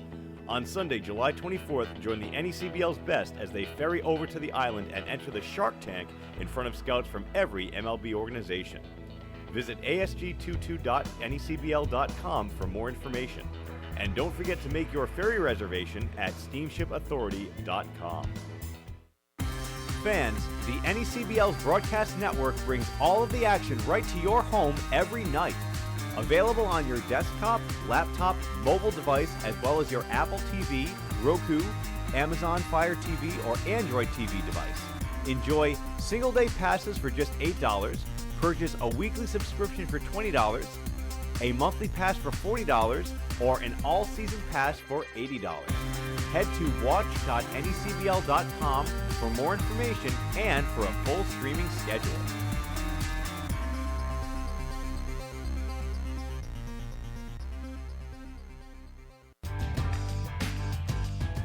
Franklin Sports is proud to be the official batting glove of the New England League. This summer, the NECBL and its 14 organizations join over 200 major leaguers by wearing custom Franklin batting gloves as members of the Franklin family. To design your own custom pair of batting gloves, visit franklinsports.com and join the fam. Franklin is the official batting glove of the New England League.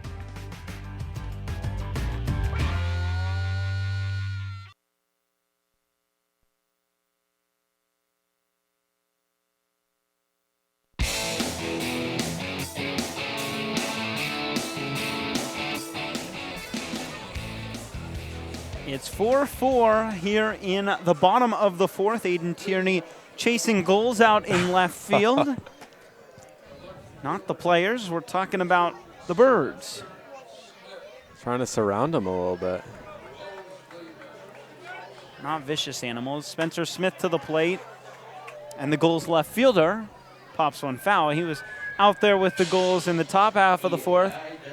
Seemed much more receptive to just spending time with them on left. Sometimes we'll see one or two out there. This is a school. I mean, this is like 20. Classes in session at Cardines Field. Yep. It is the home with the goals after all. They feel comfortable here. Birds that stay near the water. 1-1 called strike on the outside corner, 1-2. And we are practically on the water here in Cardines Field. Not too far. 1-2 pitch, that's inside, 2-2. Yeah, the water is quite literally right behind us. The Newport Visitor Center, the Marriott Hotel. Behind that, it's Oceanside. It's Oceanside here in the city by the sea, as it's called, Newport, Rhode Island. Can't get much better. Can't get much better than that. Smith rolls one over to Franco. He'll scoop it up, take it to the bag himself. Smith applied pressure, but one away in the bottom of the fourth. Well, it's the two island teams facing off. Newport, you have a bridge to get over to the island. Martha's Vineyard, take the ferry. It's a ferry. Guess you could swim if you felt adventurous. That would be a long swim. Yes, that's for sure. Get a duck boat and just that would be cruise fun. across with that. That could work. Well, Boston's right up the road. Don't they have those there? Exactly. Jack Scanlon to the plate. He struck out in the second. First batter to face McCracken. Slider to the backstop. McCracken threw 2 1/3 scoreless after Newport put up a 4 spot in the first. And this bullpen has been dominant for Martha's Vineyard today. 1-0 moves to 2-0. Yeah, it's like watching the same movie again. Newport gets to the starter, bullpen comes in, and does everything you could want if you're Jay Mendez. Deja vu. Scanlon attacks that 2-0 and bounces it into the dugout. 2-1 the count. Catcher from Oregon.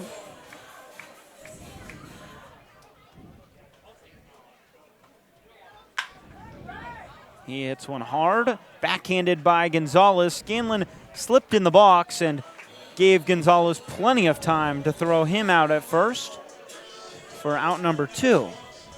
Yeah, he swung at that so hard that he just kind of lost his balance on a 99-mile-per-hour ground out. Well, it was scorched over to the right side, but good hands by the second baseman, Dorian Gonzalez. Beckstein to the plate. He takes a rip at the first pitch and sends it foul. No balls and a strike. Entire field covered in shadows at this point. Swing and a miss. 0-2. And McCracken looking for a 1-2-3 inning. Last time I said that, Noah Martinez drew a walk out of him. And the 0-2 upstairs, 1-2. Yeah, outside of the Martinez walk, the command's really been there, and that's how he's put up zeros. Eckstein pops it out of play into downtown Newport.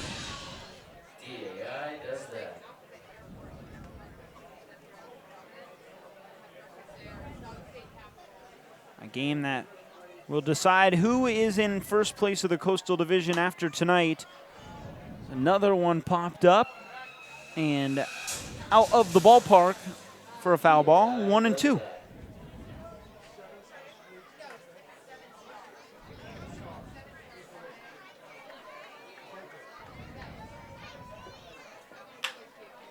A couple hops to the shortstop. It clips off the glove of Jaden Jackson and rolls into shallow left field.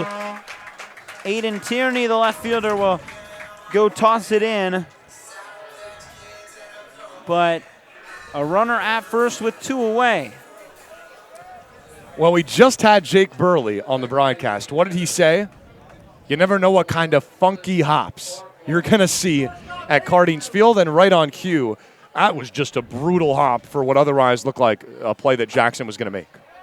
So Farquhar back up, and a pickoff throw from McCracken is over the head of Franco and out of play. It allows Beckstein to move over to second, and just like that, a runner in scoring position with 2 away. Yeah, I mean, don't give the Newport Gulls offense an extra life because it could come back to bite you. And now with another guy that loves to hit at Cardines Field, and I mean, the Gulls are in the outfield, so it might be a good omen. It could be giving the Sharks a little bit of bad luck, maybe. I don't really know. But right now, this inning, out of nothing, McCracken has been dialed. He's been really controlling this ball game, but got a man in scoring position. That's outside to Farquhar.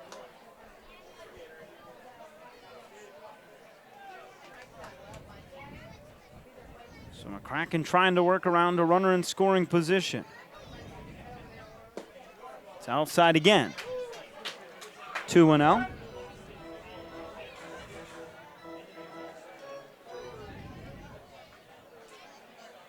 Farquhar, a double and a pop out in 2 at-bats.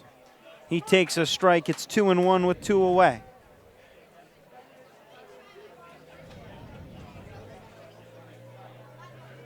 Farquhar, one of the best hitters in the league when he plays at home.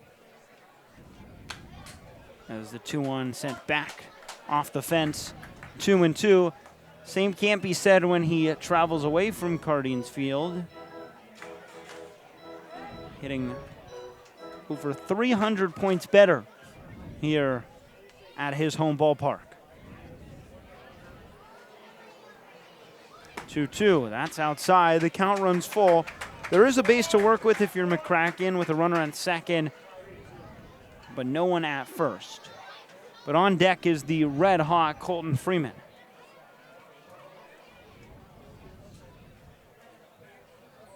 And to follow him is one of the best hitters in the NECBL, and Colton Ledbetter. 3-2 pitch, it is ball 4. Farquhar checks his swing. He works the walk, and there's runners at first and second with 2 away. Just a great eye from Farquhar, staying patient at the plate. And like we've touched upon, this is really turning nothing into something. And as your 9-hitter up with the bases empty and 2 outs, all of a sudden you work 2 walks. You're now in statistically the hottest part of the batting order, and giving some adversity to a guy that has kind of just gone through the motions, not had a ton of adversity, and if nothing else, forcing him to labor and forcing a discussion on the mound. It's Matt Curran, the pitching coach, who will try and calm things down with J.D. McCracken out there. Former Tennessee Volunteer, future Rice Owl.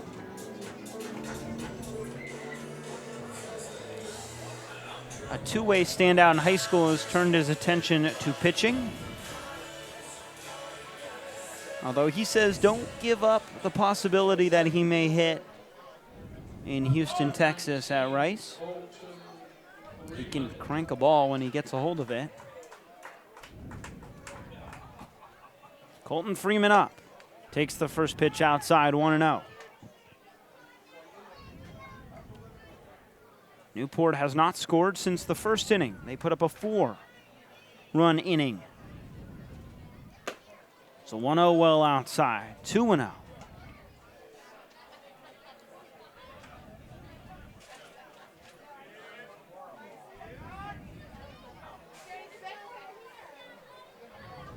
Freeman, 4 hits in game 1, 0 for 2 today, and he lifts that one out of play. Into the seats, 2-1. Yeah, you got to think the Gulls left 9 men on base last game. Not many opportunities come around to you instead of a 7-inning doubleheader, so you got to be able to execute, and this is another huge opportunity. Time called is McCracken and Bramley, the battery, try to get on the same page.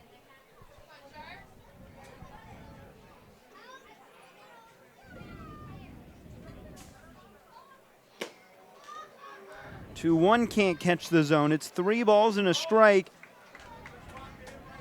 And McCracken in danger of walking the bases loaded with Colton Ledbetter on deck.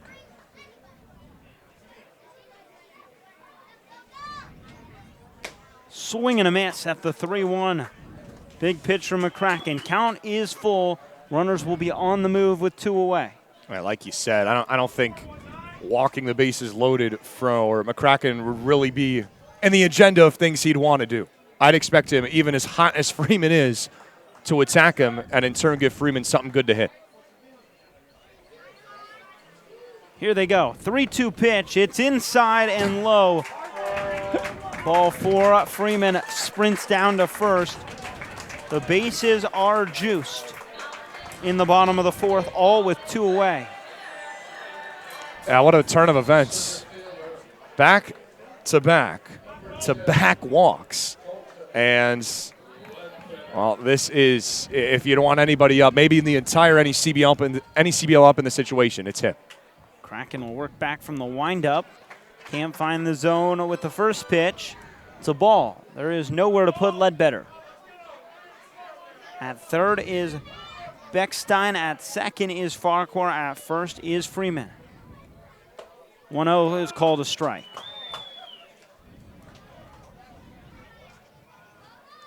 Aiden Tierney continues to try to move the Gulls in left field. They take off. 1-1 home. And it's fouled back to the fence behind the plate. McCracken a strike away from getting out of the inning.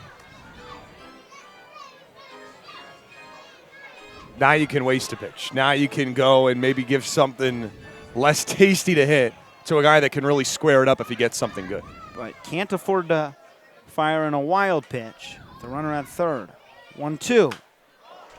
And Ledbetter stays alive by sending one foul. Down the third base side.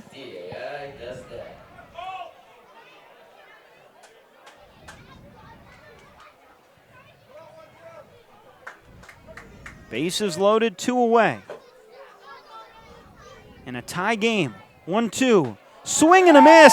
McCracken strands the bases loaded and keeps the game all knotted up at 4. Gulls 4, Sharks 4. We head to the 5th on the NECBL Broadcast Network.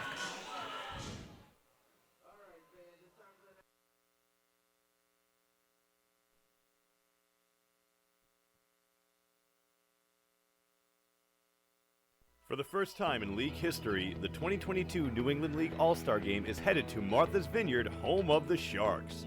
On Sunday, July 24th, join the NECBL's best as they ferry over to the island and enter the Shark Tank in front of scouts from every MLB organization. Visit asg22.necbl.com for more information. And don't forget to make your ferry reservation at steamshipauthority.com. fans, the NECBL's broadcast network brings all of the action right to your home every night. Available on your desktop, laptop, mobile device, as well as your Apple TV, Roku, Amazon Fire TV, or Android TV device. Enjoy single-day passes for just $8, purchase a weekly subscription for $20, a monthly pass for $40, or an all-season pass for $80. Head to watch.necbl.com for more information and for a full streaming schedule.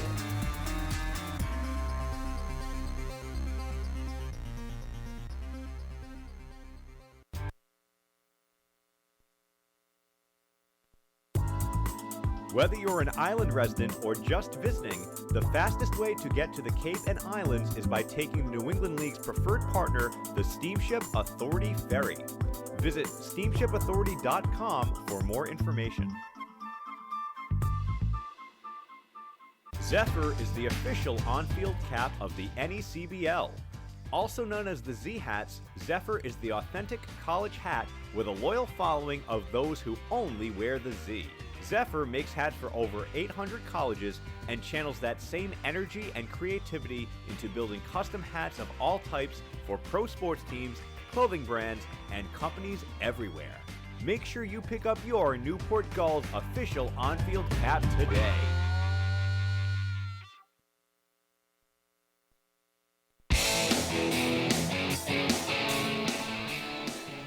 It's 4-4. We head to the fifth. Each team with a big 4-run inning. Sharks got theirs in the third. Gulls got theirs in the first. It's 3, 4, and 5 to face Josh Gross, who returns to the mound. And he fires in a fastball for a strike. Quickly ahead. Bramley, Snyder, and Gonzalez. 0-1. Just low, and it's 1-1. Two of the hottest teams in the league coming into today. Bramley watches one outside.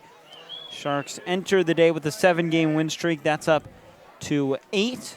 Newport had their 6-game win streak snapped in the first game of this doubleheader, but they are still about as hot as they come in the NECBL. And Gross has fallen behind 3-1 to Bramley with Michael Snyder on deck.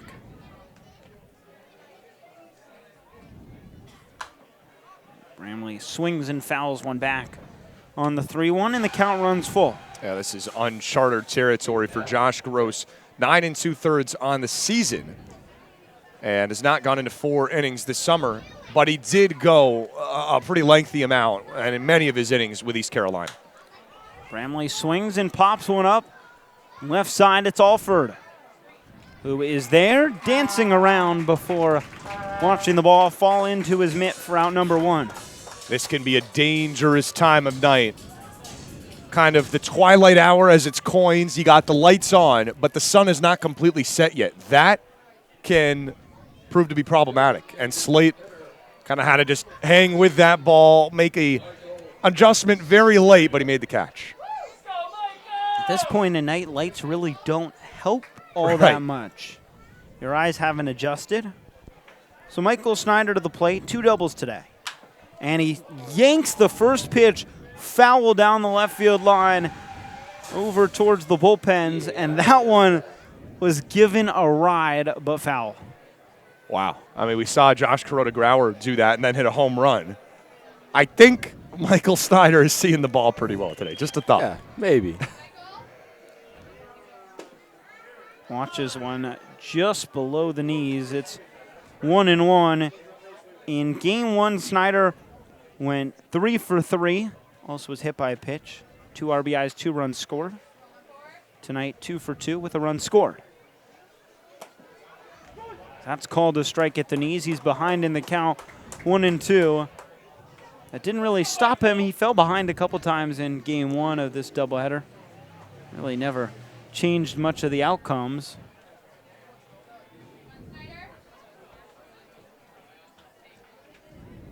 Gross looking to get him out for the first time today, and he Wraps one to short. Backhand by Kuroda Grauer. The throw to first offline. The tag applied, and Snyder is out. Nice job by Noah Martinez on the adjustment. Yeah, I mean, what a play by Noah Martinez. I mean, we talked about just obviously this guy it's so difficult to get out, and he just so long, so lengthy, really athletic play, and to get the tag done, that's massive, especially for a guy that isn't used to going into games for this lengthy time this summer. So it brings Dorian Gonzalez back to the plate. The Miami legacy, who had the swing of the night for Martha's Vineyard. They haven't hit a ball that far all season long until he did it. First home run to go over 400 feet, and he hit it 415. Yeah, that thing looked like a golf ball. The second it left the bat, it was skied in the air, and there was clearly no doubt. Off the plate, 2-1 to Gonzalez. Miami native, now attends the University of Miami Hurricane. Those orange batting gloves.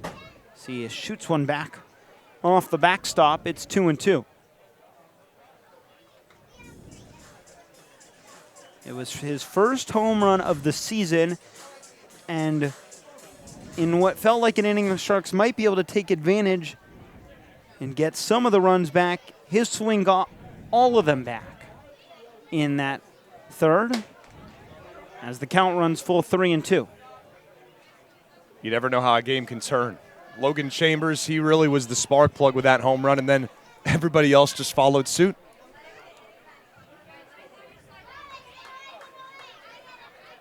Full count offering. Gonzalez sends it foul the other way.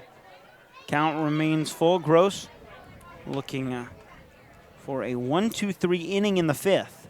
He's bounced back beautifully since the 4-run third inning. Just the double out in the fourth. But after the home run to Gonzalez, he's retired 6 out of the last 7. So 3-2 misses, ball 4. So a 2-out walk for Dorian Gonzalez, and just like in the bottom of the fourth, the Sharks will try and threaten with 2 away. That's how it went for Newport. Gulls did not get a run, but with 2 outs and the bases empty, managed 3 straight walks. So never know when one thing can lead to another. So it brings another South Florida native to the plate in Marcus Franco. He's reached twice today. Shoots one to short. Kuroda Grauer, another backhand. Another throw to first, this one on the money to end the inning. A 2-out walk does no damage for Josh Groth in the top of the fifth. We head to the bottom half of the inning. Sharks 4, Gulls 4 on the NECBL Broadcast Network.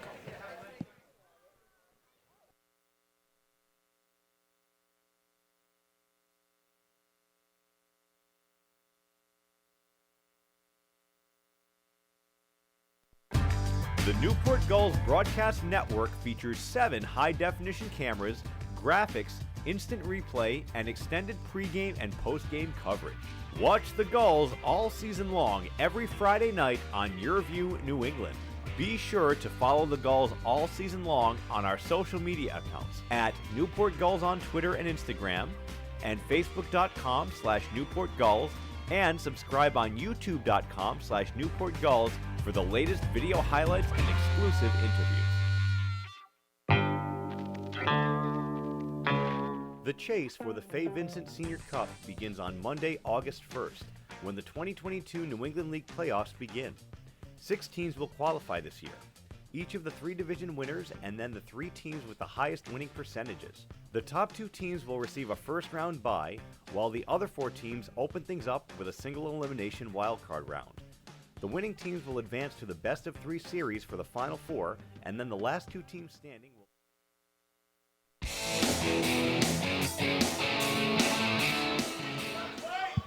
We're into the bottom of the fifth of this 7-inning Game 2 doubleheader. Back to the mound goes J.D. McCracken. Worked around a bases loaded, 2-out jam in the bottom of the fourth, and he fires in a strike to Slade Alford. But 3 scoreless for the left-hander out of the pen.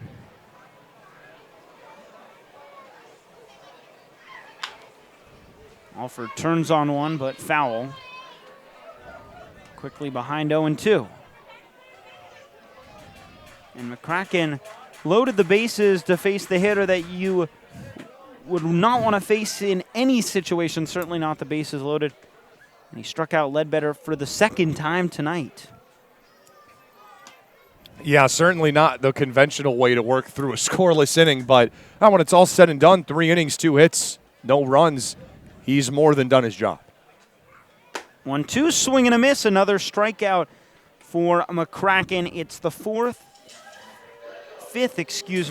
of his day and second straight. There are 1 away in the bottom of the 5th.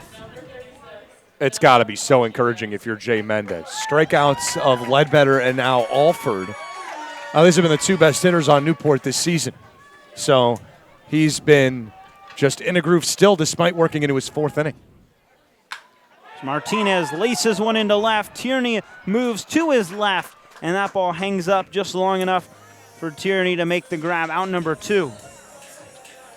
That ball was smoked by Martinez, but luckily right place, right time. Yeah, it's just kind of unfortunate. I mean, it's an out at the end of the day, but, I mean, what are you going to do? I mean, it's the outfielder's just a lot. We've seen a lot of those today where the outfielder just hasn't moved all that much, but still an out. JKG steps in with 2 away and a big swing and a miss at the slider. 0-1. Now the bullpen for Martha's Vineyard has been heroic today, as it's quickly 0-2. They didn't allow a run in over 5 innings of work in game 1, 5 1/3 to be exact. And McCracken looking to make it 4 scoreless frames here in game 2. The 0-2, and it's pop foul.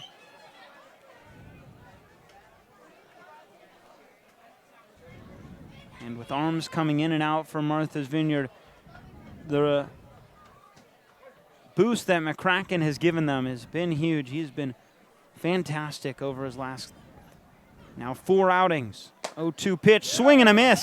It's a 1-2-3 inning for McCracken. He's gone 4 scoreless. We head to the 6th. It's 4-4 here at Cardings Field on the NECBL Broadcast Network.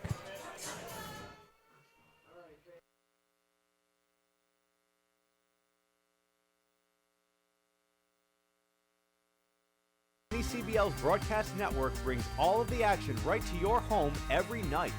Available on your desktop, laptop, mobile device, as well as your Apple TV, Roku, Amazon Fire TV, or Android TV device. Enjoy single-day passes for just $8, purchase a weekly subscription for $20, a monthly pass for $40, or an all-season pass for $80. Head to watch.necbl.com for more information and for a full streaming schedule.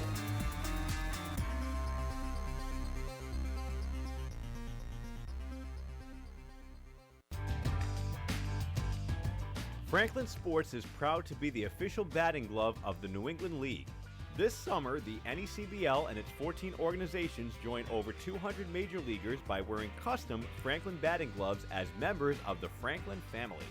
To design your own custom pair of batting gloves, visit franklinsports.com and join the fam. Franklin is the official batting glove of the New England League.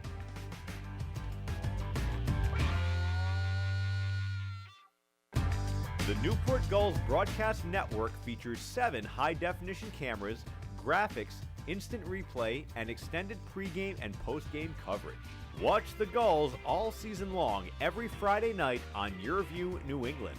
Be sure to follow the Gulls all season long on our social media accounts at Newport Gulls on Twitter and Instagram, and Facebook.com/Newport Gulls, and subscribe on YouTube.com/Newport Gulls for the latest video highlights and exclusive interviews.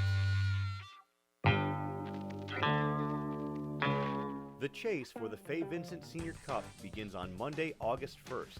when the 2022 New England League playoffs begin. 6 teams will qualify this year, each of the 3 division winners and then the 3 teams with the highest winning percentages. The top 2 teams will receive a first-round bye, while the other 4 teams open things up with a single elimination wildcard round. The winning teams will advance to the best-of-3 series for the Final Four, and then the last 2 teams standing will match up in the best-of-3 NECBL Championship Series to compete for the league title and the right to hoist the Fay Vincent Senior Cup. We'll see you in August for the start of the 2022 postseason.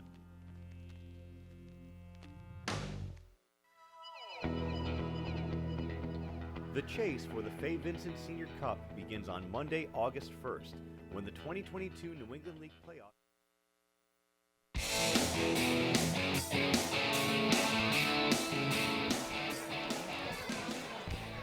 We head to the 6th in a battle, all knotted up in Game 2 of this 7-inning doubleheader. Zach Letts and Eli Kleiman, Caden Charpentier. New pitcher for the Newport Gulls. The day is done for Josh Gross. And out of Binghamton University, it is John Lempinski, first reliever here in Game 2. After 5 innings complete for Gross, 7 hits, 4 runs, all of them earned, and all coming in the top of the 3rd inning. 2 walks and 5 strikeouts. And giving way to Lempinski, who makes his 8th appearance, all out of the bullpen. And his first task is Jaden Jackson Jr.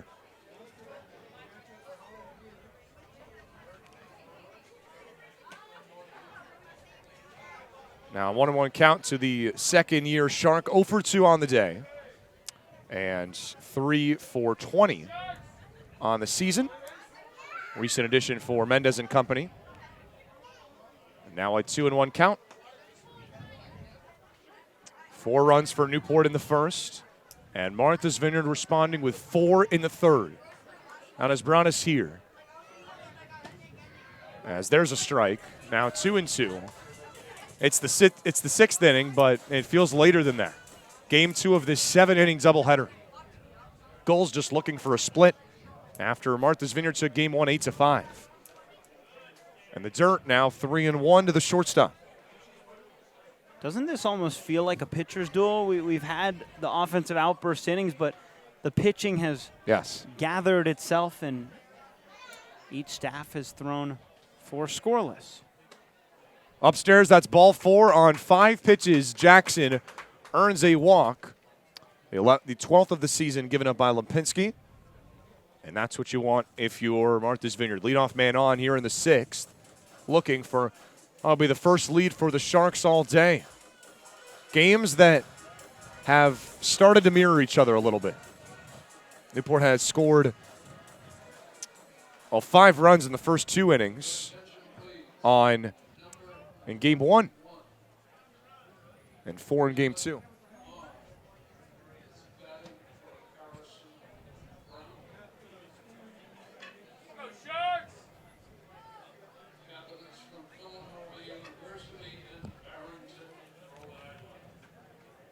Cabot Maher is pinch hitting here for Harrison Brown, and he swings and misses at the fastball for strike number 1.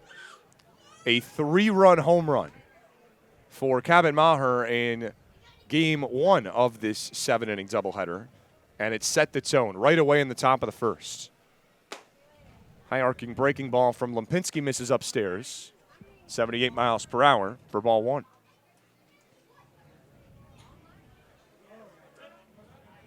Now a check back over on the speedster Jackson, who's back in time. 8th appearance, as mentioned, for Lempinski. A 4.37 ERA, 9 hits. But 3 of those earned runs that really brought that ERA up came in his last outing when he gave up 3 to the North Adams Steeplecats. Before that, you're talking about 5 consecutive scoreless outings for the Binghamton man, whose team went on a run to remember, America East champions, into the NCAA tournament where the Bearcats played in Palo Alto. That is strike 3 called, and that is a bounce back Lempinski needed. Out number 1 here in the top of the 6th. That's massive for Lempinski. I mean, you come in after a performance where I think Gross dealt with the hand that he was given. I mean, the Sharks offense is phenomenal, so you're going to really You're going to struggle. Obviously, you struggle just a little bit for one inning, but, I mean, this is what you got to do. Now you got a double play opportunity to close this inning out. Brings in Aiden Tierney. Crushed a baseball his last time up. It was a double out to deep center field, left center field, and, well, that was off of Gross in the fourth. Newport found a way to work around it. Was the lone man to reach. Both of these teams have had that one inning that has, well, the teams just popped. Gulls have had other opportunities. 5 left on base, including, well, the one that sticks out back a couple innings ago when Newport had him loaded in the fourth for Colton Ledbetter, and J.D. McCracken escaped with a strikeout. In for a strike to Tierney, and now 2-1. And it's so important to find a way to get Tierney out here. You don't want to flip it back to the top of the order with Sharks threatening.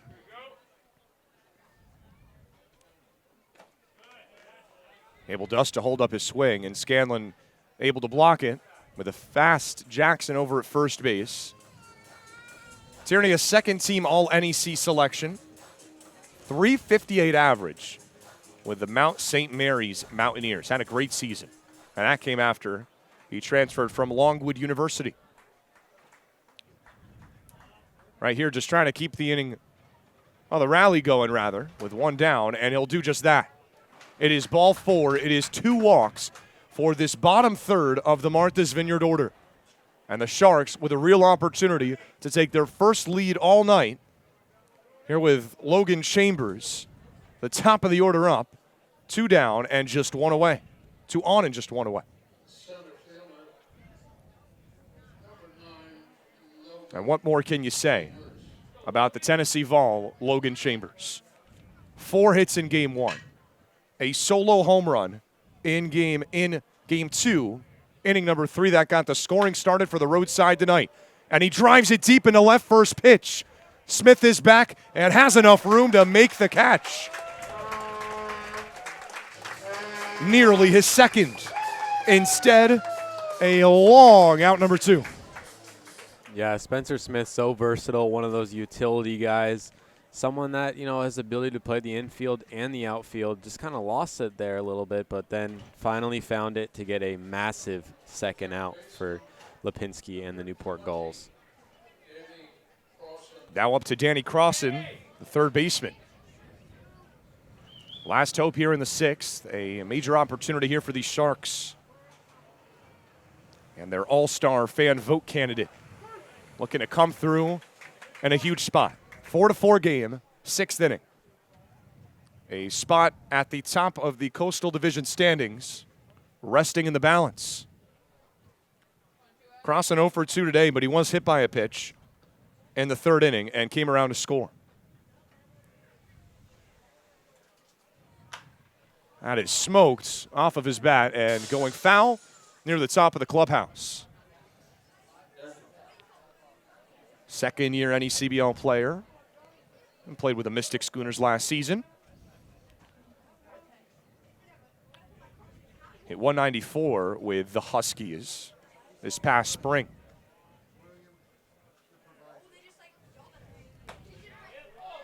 Just missing on the fastball, outside part of the plate. Nearly an inning-ending strike 3. Instead now 1-2 the count to the third baseman. Jackson on second. Tierney on first here with 2 away. On the ground. Right side, Beckstein trying to field. There's no play. Throw to the plate and a collision. Jackson scores as Ronaldo Cockrum went tumbling into Jack Scanlon. Fortunately, everyone looks to be all right on a collision with the home plate umpire and Newport's catcher. And a run comes across to give Martha's Vineyard its first lead all night here in game 2. And it's hardly in the shot, but Scanlon, who went to go field the ball, Beckstein fields that deep in the hole and knows that his only play is at the plate. But Jackson, hustling around, has scored and given the Sharks a 5-4 lead. And that throw being offline for Scanlon to try to go grab it and ran into Cochran, the home plate umpire.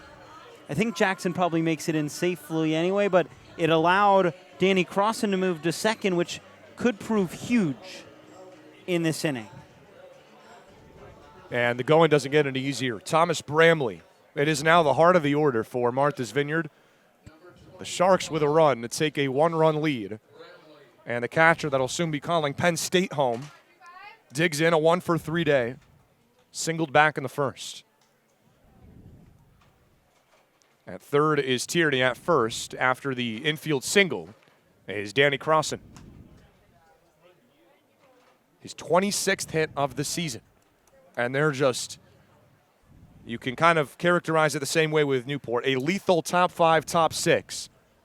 And you encounter the same issue if you're a Gulls pitcher facing this opposition.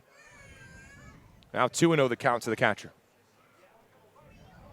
And that ball not hit hard. It didn't really get out of the infield, but ultimately just found the right spot on the infield, and that's sometimes all it takes. Jaden Jackson being aggressive. Hit a mile in the air, but that'll get out onto America's Cup Avenue. Sun wrapping up its descent. Really a perfect sunset here. 8:30 Eastern time on the dot. Bottom of the hour here at historic Cardines Field. Still a great crowd in attendance for a game between two of the best teams in the NECBL. Number 3 and number 4 record-wise. Here's the 2-1. Cut on and missed. To the off-speed goes Lempinski, 84 miles per hour. And just one more strike is needed to wrap up the top of the 6th.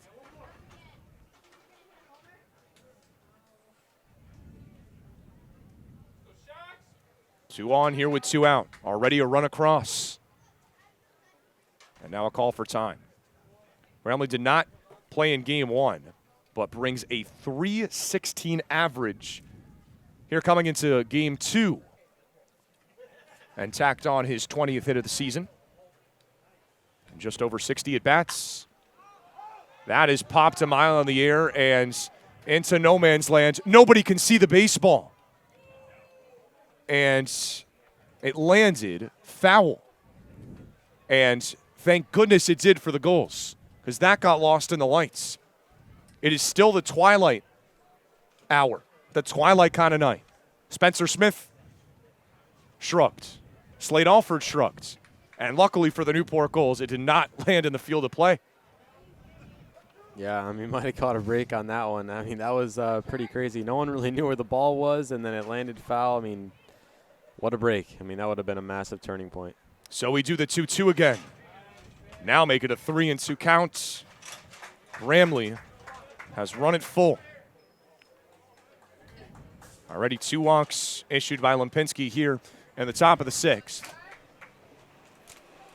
Vineyard inching closer to a third. Here's the payoff. And fouled it off of his own foot, and this battle will continue.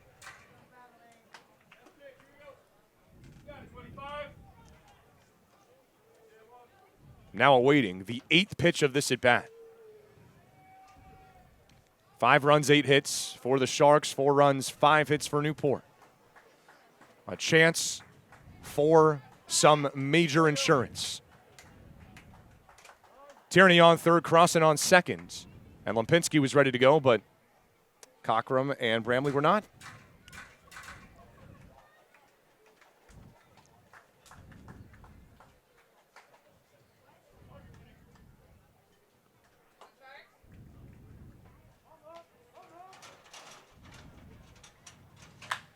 That is lined into right field and through for a base hit. The Sharks are going to add 2 more. Tierney in, Crossan in, heading to second, and he's out. And the Gulls get Bramley at second, but the damage more than done.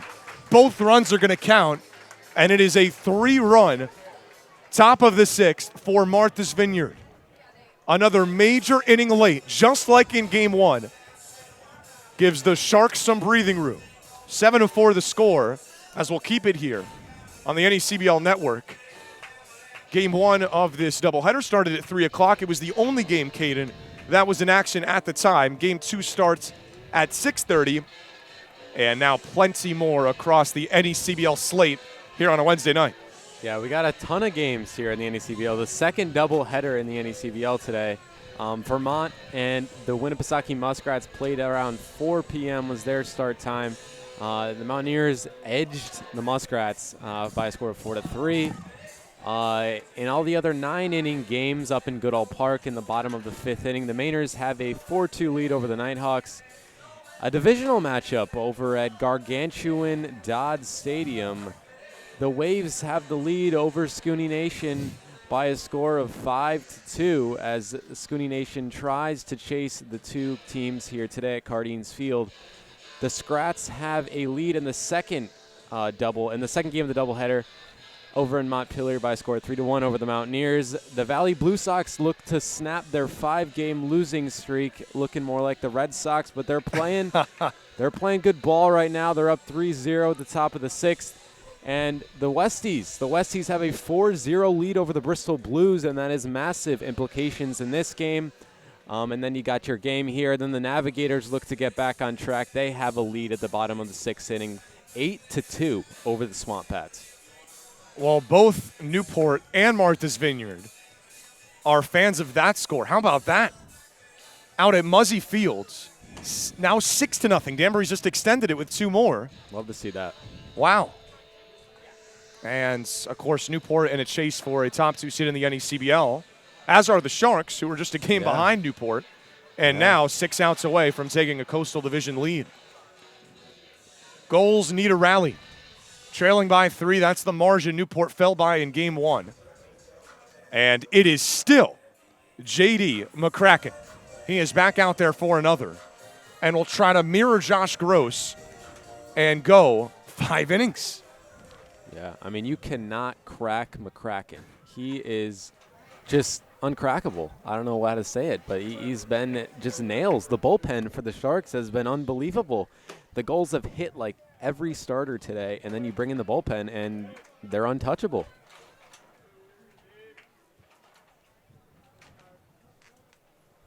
A couple of changes in the outfield for Martha's Vineyard as we head to the home half of the 6th. Luke Masick into center. And Chambers, who was in center, moves to right. Smith on the ground to second. And after Gonzalez had initially corralled it, it bounces out of his hands. And that is the break Newport really needed to start the inning. Softly hit. And there you go again. It's another brutal hop as the grass met the dirt. And unfortunate for Gonzalez, fortunate for the Gulls. And that one just popped right up on Gonzalez, a guy with a really good glove over at second. Started at Miami at second base his freshman season, but that one just skipped up on him and not able to fully corral it cleanly. Can the Gulls take advantage? It's the bottom part of the order that'll need to come through. And the catcher, Jack Scanlon. 0 for 2 on the day with a strikeout. Look out. That pitch, a little bit of chin music from McCracken, who has now thrown over 80 pitches. That is pitch number 81, and has gone the distance since coming in the second. 4 innings, 3 hits, no runs. It is the same story again. Newport got 5 off of the Martha's Vineyard starter in Game 1. None off the bullpen. 4 off the Sharks starter, Ronaldo Gallo, here in Game 2. None off the bullpen.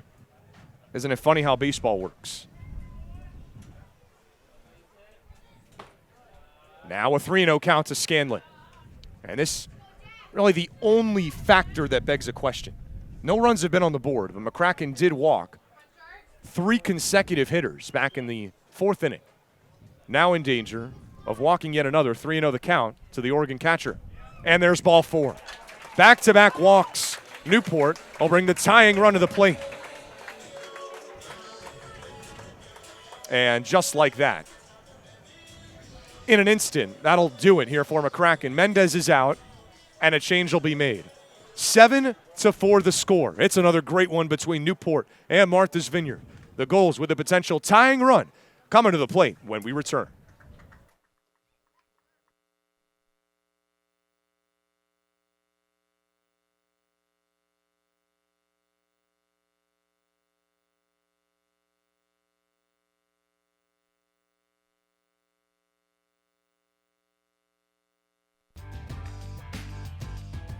Franklin Sports is proud to be the official batting glove of the New England League.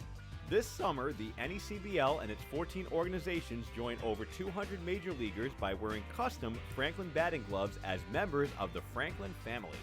To design your own custom pair of batting gloves, visit franklinsports.com and join the fam. Franklin is the official batting glove of the New England League.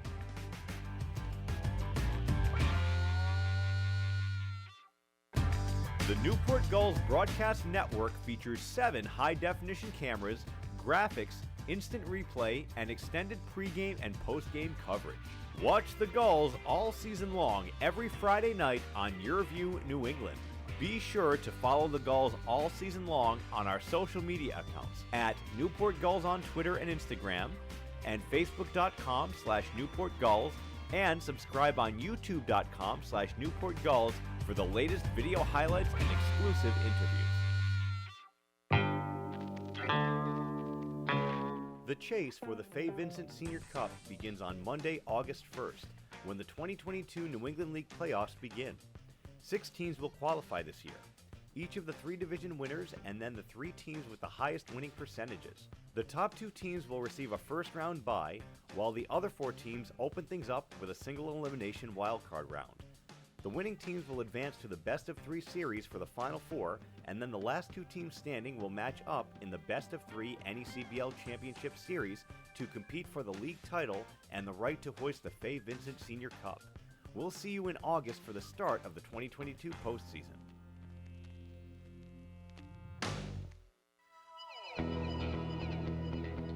The chase for the Fay Vincent Senior Cup begins on Monday, August 1st, when the 2022 New England League playoffs begin. 6 teams will qualify this year, each of the 3 division winners and then the 3 teams with the highest winning percentages.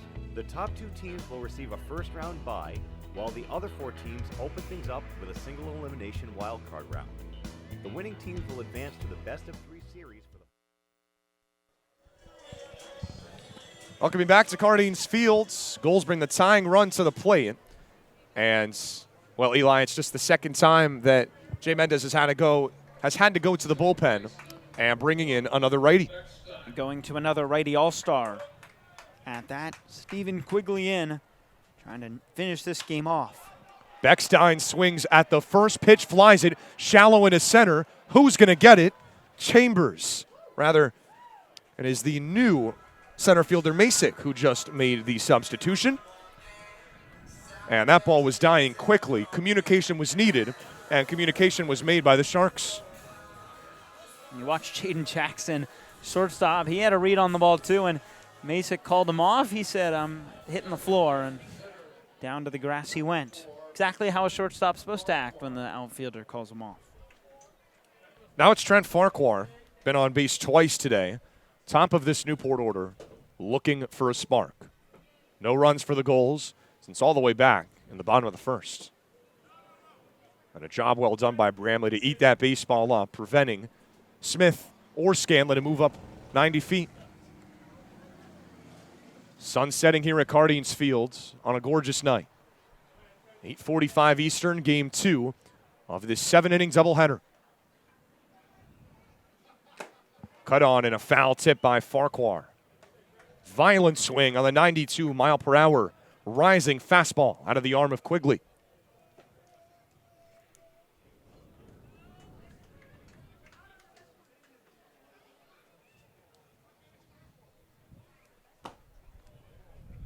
That is inside. Another fastball from Quigley on the mound. 2-1 the count after the 93-mile-per-hour gas out of his hands. Farquhar's double began the bottom of the first. Gulls would love another right here for a guy hitting north of 400 at Cardines Field this summer. Slapped off the fence. Now it's a 2-2 count. 30th game for Trent. 3 homers, 15 RBIs, 263. His average entering tonight's action. A major moment. He represents the potential tying run at the plate. Gulls in desperate need of a rally, down to their final 5 outs.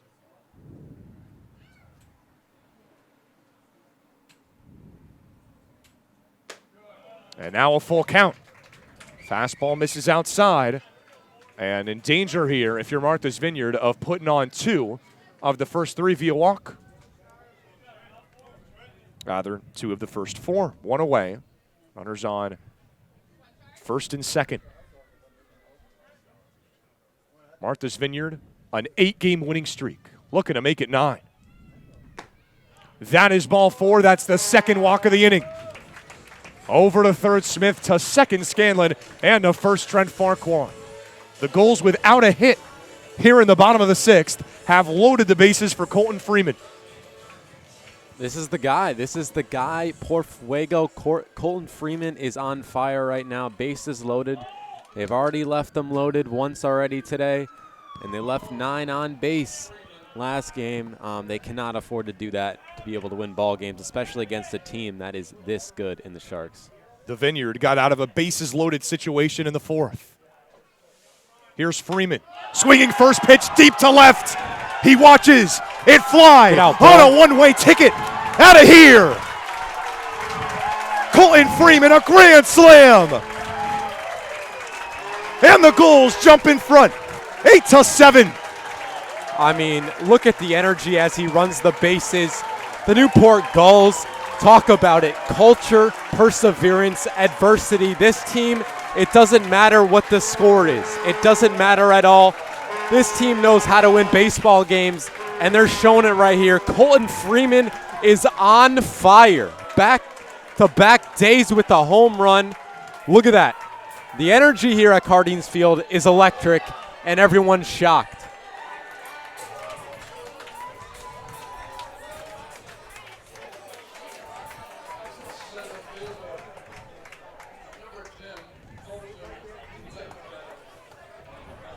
A Cardines classic. 8-7 Newport in front. And what more can you say?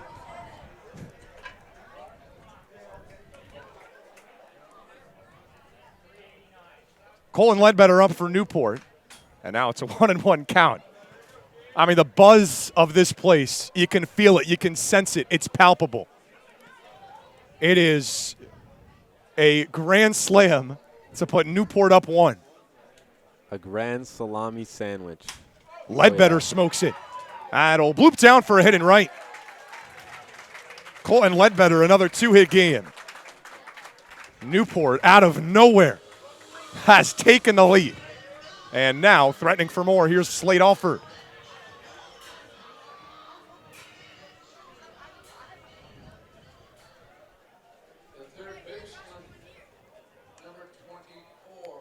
How about 4 in the first for Newport?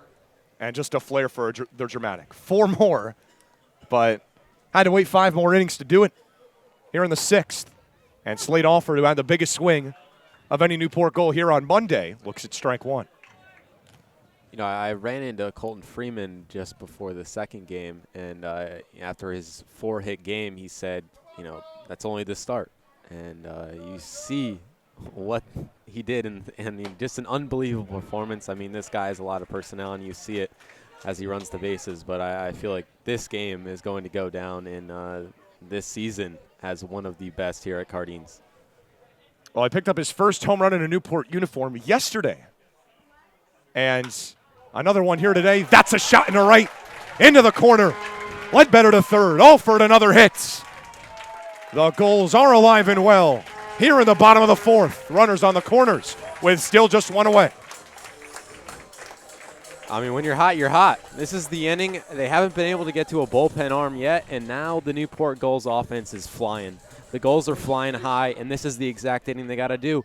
They haven't responded to the Sharks offense, and right now, 4 runs in the inning that they could potentially, they were almost a couple outs away from losing the doubleheader, getting swept in the doubleheader. They could potentially do that still, but 1 out, runners on the corners for another hitter that has the potential to do some damage.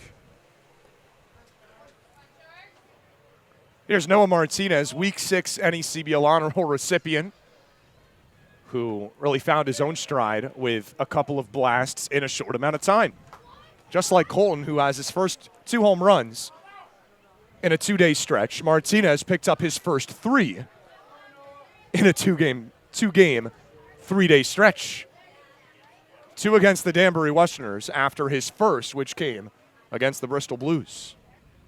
At third is Ledbetter First Alford. 1-1 count to the home run champion of the Northeast Conference, a first-team All-NEC selection. 0 for 1 today. 25 hits on the season. And yet another Newport All-Star. 2 on the base paths, the other at the plate. Now 1-2 as quickly looks to settle things down here for the Vineyard. I mean, you would love some insurance runs right here. This would be massive. Obviously, you were down by a whole lot going into this inning, but some insurance would be really nice. Martinez cracks it into right. And there is the insurance. In to score Ledbetter. It's a 9-7 Newport lead.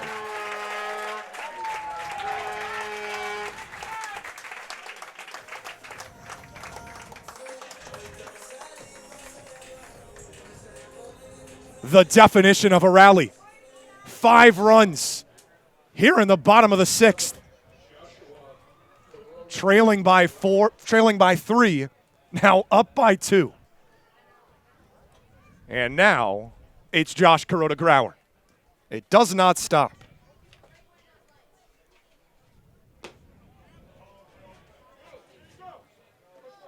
I say he went on the first pitch downstairs, 0-1 to JKG.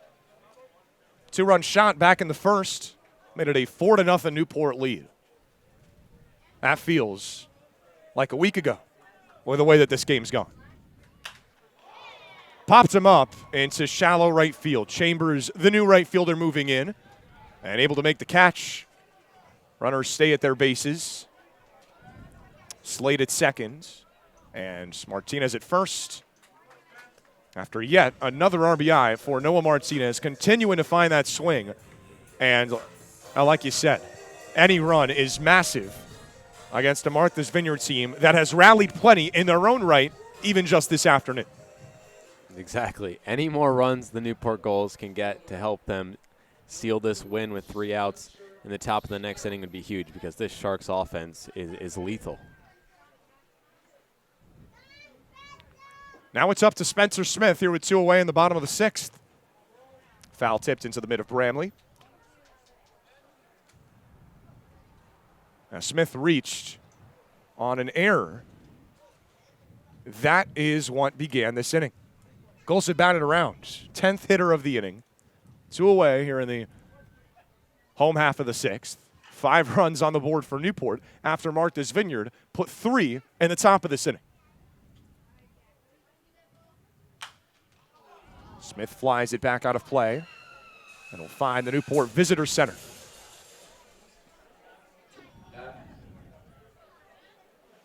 One for 3 day for Smith. 12 hits on the season coming into Game 2, and has started both games for Newport in left field in this 7-inning doubleheader.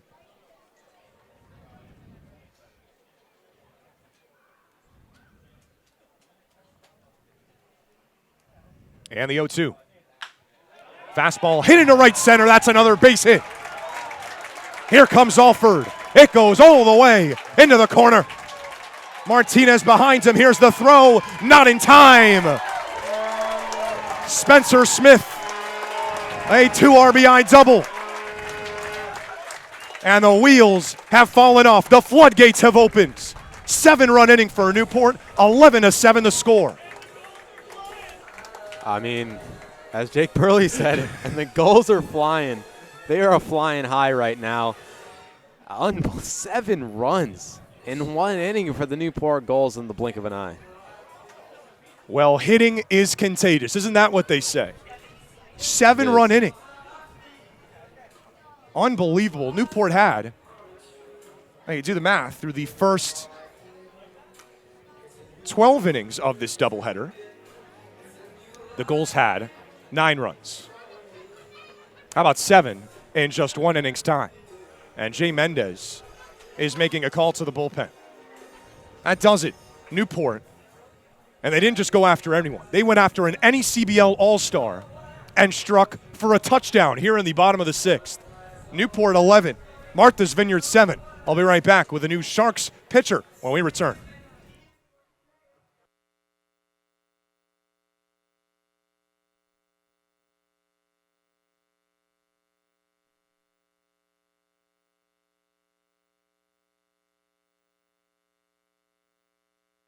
For the first time in league history, the 2022 New England League All-Star Game is headed to Martha's Vineyard, home of the Sharks. On Sunday, July 24th, join the NECBL's best as they ferry over to the island and enter the Shark Tank in front of scouts from every MLB organization.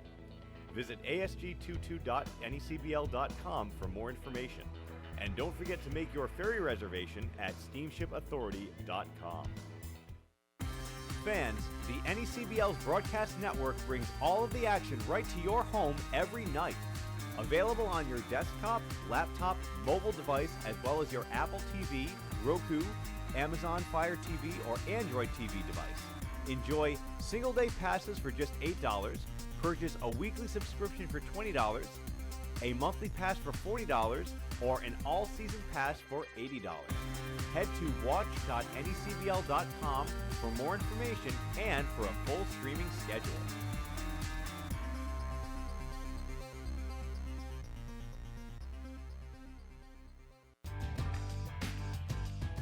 Franklin Sports is proud to be the official batting glove of the New England League. This summer, the NECBL and its 14 organizations join over 200 major leaguers by wearing custom Franklin batting gloves as members of the Franklin family. To design your own custom pair of batting gloves, visit franklinsports.com and join the fam. Franklin is the official batting glove of the New England League.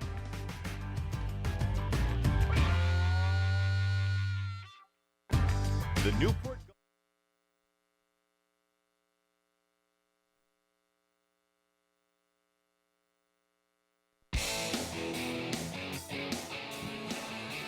Well, it's a party here in Newport. The Gulls strike for 7 in the bottom of the 7th, and that prompts a pitching change for Jay Mendez and company.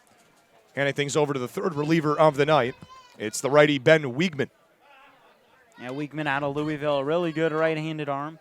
Still had been working his way early in the spring back from Tommy John surgery. Now back and was really productive in his last outing against North Shore on Sunday in what was also a doubleheader. It is the 11th batter of the inning for the Gulls, and Jack Scanlon watches that pitch break. He reached on a walk after Spencer Smith reached, and, well, what a rally. Newport in a desperate spot for one, and delivering with just another crooked number. 10 runs on Friday in the 4th against Danbury. Then 9 the next night against Valley, and that got Scanlon right on the foot. And almost every ball hit this inning has been hit hard. There are not a lot of blue pits to go around. And to do it off of an NECBL All-Star that has had a couple tough outings, but for the most part, he's put up scoreless frames and scoreless outings. Out of the bullpen, he was almost untouchable. He moved into the starter's role and pitched well. It's hard to pitch maybe as well when you're going a little less innings, but still a 2.80 ERA is nothing shabby and an all-star for a good reason, but tonight did not have his best stuff, and the Gulls got to him. 5 runs, 5 hits, all those runs earned off of Quigley in 2/3 of an inning. First pitch down low to Beckstein. He flew out to center field earlier in this inning, but has been on base twice tonight. Single in the 2nd, walk in the 4th.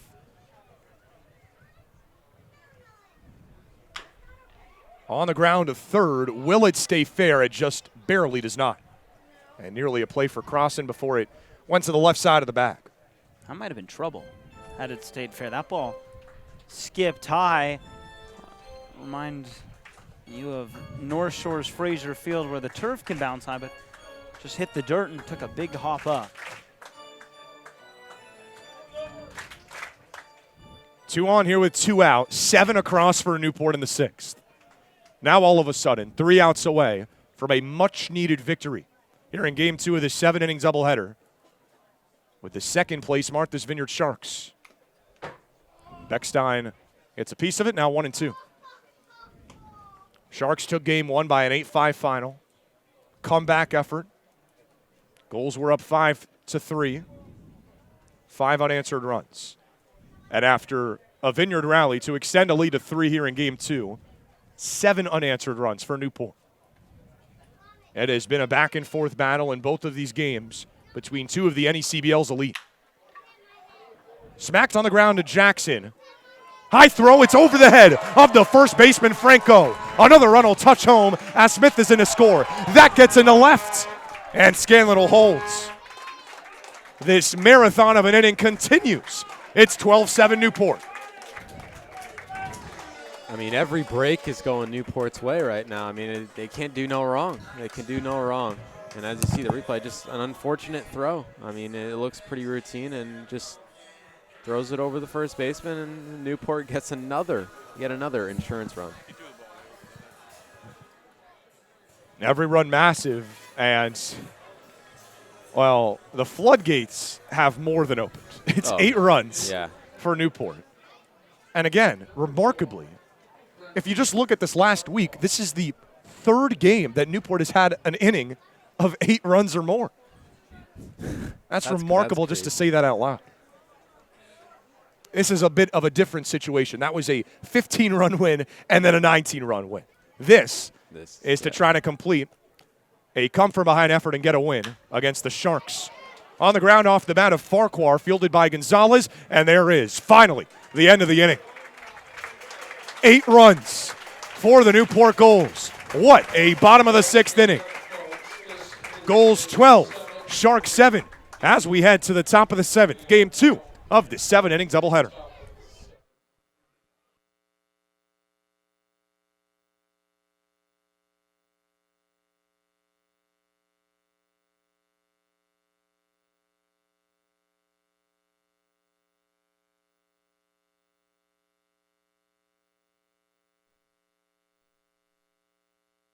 For the first time in league history, the 2022 New England League All-Star Game is headed to Martha's Vineyard, home of the Sharks. On Sunday, July 24th, join the NECBL's best as they ferry over to the island and enter the Shark Tank in front of scouts from every MLB organization. Visit asg22.necbl.com for more information. And don't forget to make your ferry reservation at steamshipauthority.com. Fans, the NECBL's broadcast network brings all of the action right to your home every night. Available on your desktop, laptop, mobile device, as well as your Apple TV, Roku, Amazon Fire TV, or Android TV device. Enjoy single-day passes for just $8, purchase a weekly subscription for $20, a monthly pass for $40, or an all-season pass for $80. Head to watch.necbl.com for more information and for a full streaming schedule.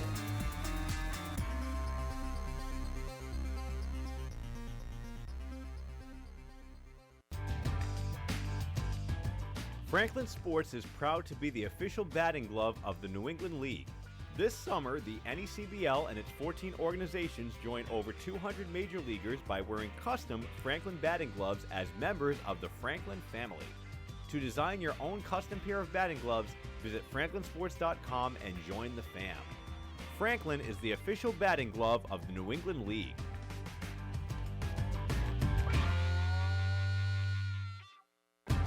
The Newport Gulls broadcast network features 7 high-definition cameras, graphics, instant replay, and extended pregame and postgame coverage. Watch the Gulls all.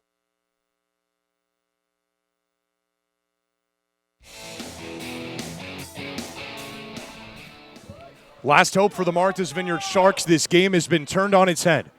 12-7 Newport advantage, and turning to the Farmington, Connecticut native out of Dartmouth College, Tyler Cortland, to try to get the job done.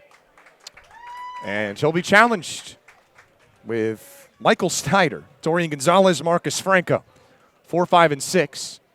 The meat and potatoes of this Sharks order, as all of a sudden, Jay Mendez's team now in search for a major rally.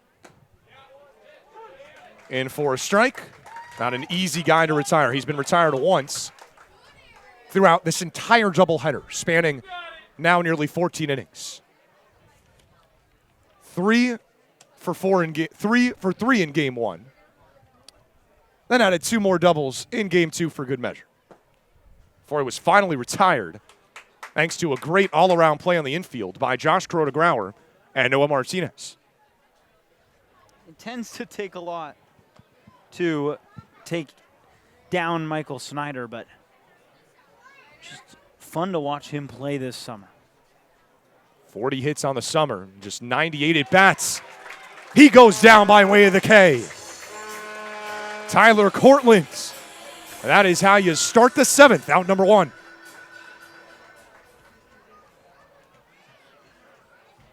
Only took him 4 pitches to set down the most dangerous Martha's Vineyard hitter this season, hitting north of 400. And now you're bringing a guy with the biggest swing in this game for the roadside. Dorian Gonzalez, the Sharks' second baseman, has a 3-run home run that came back in the 3rd inning. Since then, a lot has happened if you're just joining us. Martha's Vineyard scored 3 in the top of the 6th to take a 7-4 lead. And then Newport responded with an avalanche, 8 in the bottom of the 6th. And Gonzalez goes chasing. It's 0-2.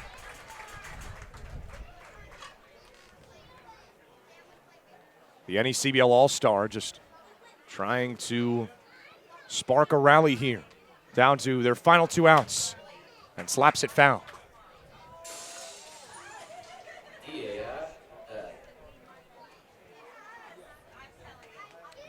.255 hitter coming into tonight. After that first home run, he's now got 18 RBIs. Cortland deals. Soft tapper right back to the pitcher. Cortland eats it up and gets the out. Putting his body on the line. That's PFPs, baby. And there's 2 gone.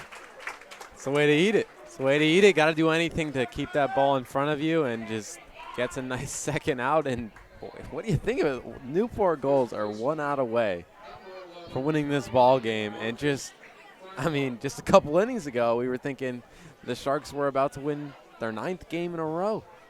Colton Freeman, but I think I'd have to say the biggest swing of the Gulls season. A go-ahead grand slam down by 3.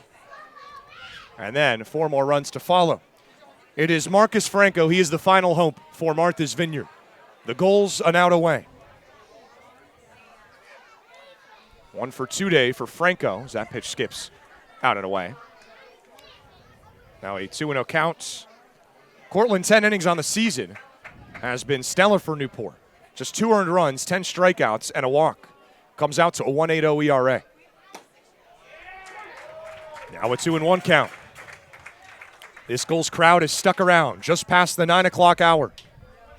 Game 2 of this 7-inning doubleheader between the 2 top teams in the NECBL's Coastal Division. Cut on and missed. And now Newport a strike away. A roller coaster of a start. Ups and downs throughout. Here's the 2-2. Slapped back out of play, and while Franco stays alive here, we'll do it again.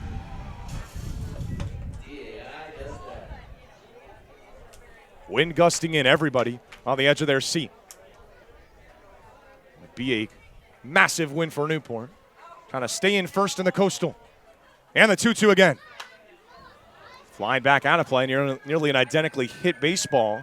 Back onto West Marlboro Street to our right. 1 for 2 for Franco, a home run and 12 RBIs on the summer. And another 2-2. Another foul ball. And keeping the Vineyard alive by a thread here. We'll do another 2-2. 12 runs, 11 hits for Newport. 7 runs, 9 hits for the Sharks. 2-2 again. Flown into right. Freeman is back. He has a beat on it, and the ball game is over. The Gulls, back from the dead, come back to stun Martha's Vineyard. 12-7 the final. 8 runs in the bottom of the 8th. A Cardines classic. And an embrace for Freeman, tonight's South Coast Health Player of the Game, after a fantastic doubleheader culminating in the biggest swing of Newport's season. What a game. Take a deep breath. If you're watching from your couch, you just watched another fantastic ball game here at Guardians Fields. Gulls move to 25-12 and stay in first.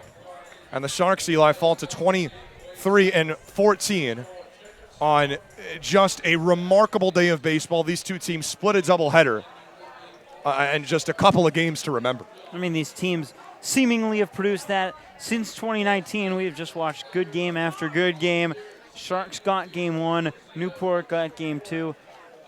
Feels like you wouldn't have expected anything else between these two sides, and they have one more exciting game left in store.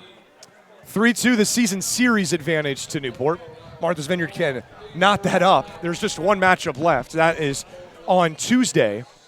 That's the first game after the All-Star break for both of these teams. 7:05 out at the Shark Tank. Of course, you can catch that on the NECBL network, but I'll just wrapping up shop from up here, Caden. We talk about it, it almost is like a broken record, right? Character.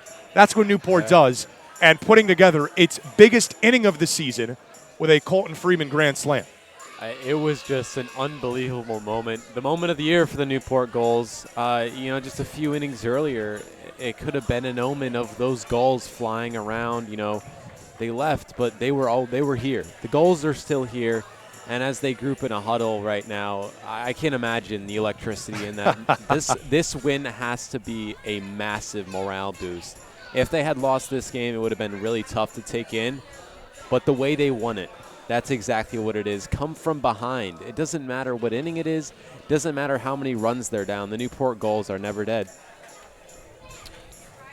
A come-from-behind effort, a 5-run victory as these two teams keep chugging along, heading into the All-Star break. All-Star game coming up on Sunday, but Eli, as always, it's been an absolute pleasure to have you up here in the booth for 2 more spectacular games. We have at least one more in store, and, well, there could be some more after that if things stay on the course that they are. It would not be surprising in the least bit. These are two of very much clearly the best teams in the NECBL, both primed for potentially long playoff runs. The top 2 teams in the Coastal Division treated to 2 fantastic games. Signing off from up here for Eli and myself, but our post-game coverage, it rolls on here on the NECBL Network. Caden Sharpens here will take you through this game, and he'll be joined by Newport Gulls field reporter Shane Briggs as we wrap up shop on a memorable night, a memorable couple of games here at Guardians Field. But for Eli and myself, signing off from up here in the booth after a 12-7 win, Caden, it's all yours. Well, thank you, Zach Letson. It's been a pleasure here as Shane joins me. Catch your breath, everyone. If you're sitting on your couch, eating whatever you're chowing down or whatever you're doing, this game was unbelievable. It was unbelievable. It delivered on every front. This series today was phenomenal, and the Newport Gulls, they split it, and it's massive. I am joined right now by Shane Briggs. Was on camera 1 today. Shane, how are we doing? Wow, Caden, what a performance. What an outing. What a way to bounce back in every sense of the word. Just an absolutely beautiful come-from-behind victory to come back from the way that first game ended and to win it in that fashion, too. Wow. Down 7-4 going into the bottom of the 6th inning. The vibes were, I wouldn't say bad. I just think they were, just not as good as you think they would be here at home. But they completely flipped. You got some walks, you got some singles, and then, boom. There it goes, Colton Freeman with that crazy bat flip and the entire complexion of the game. And they maintain a lead in the division. I think that's the key part. And the best part of the matter is the Bristol Blues right now are on track to lose against the Danbury Westerners. They're down right now 6-1 at Muzzy Field. So everything is going the Newport Gulls' way. Everything helps. Everything helps. That was an absolute just one heck of a performance. And the dugout prior to that, everyone's already feeling good, right? Guys on base, everything like that. And Colton comes up, and as soon as that ball is hit, you know it's gone. The entire dugout is on their feet. Everyone's jumping. Everyone's screaming. Everyone's celebrating out at the plate. And on the walk back in, I made eye contact with Jake Burley, and all he did was go speechless. Not a word to be said. Yeah. Just an absolute tank off the bat, and it could not come for a better guy. Yeah, that's exactly what I was saying. Like, it could not come from a guy. I feel like the personality shown as he runs the bases, as he touches home, it's everything that you want. I mean, it's amazing. You've seen the emotion of the Newport Gulls several times, from walk-off wins to nail-biting performances here at Cardines Field, but this is by far the best game of the year, the biggest win of the year, and as they go into tomorrow, they have a 2-game lead in the division now. They maintain that 2-game lead. It's like these two teams, they did play, but it's the same lead that they had before they came into this doubleheader, which I think is crucial, because obviously you want to try to chase the Bristol Blues, but right now you're just trying to win that division. Absolutely. And that first game, too, I think a product of a couple things. It's hot out here. The Gulls, I believe, only their 3rd home loss this entire season. Yep. But it was, it's a Wednesday. It's hot. It's early in the day. There wasn't a ton of people out here, and you can see the difference how this team plays in front of that home crowd. It's one thing to be at home. It's another to have your home crowd behind you, and you could see game 1 to game 2, I think, a difference in their explosiveness, in their how they played and everything, and I think it had a lot to do with Cardines faithful here. Yeah, I mean, that's what it is. Cardines faithful. They're staying around, and you love to see it. It's just great. And tomorrow they make a short trip over to Ocean State in Old Mountain Field. They play the Ocean State Waves tomorrow at 6:30 p.m. And the guy on the mound for the Newport Gulls, Ryan Ginther, he has been phenomenal. His back-to-back wins.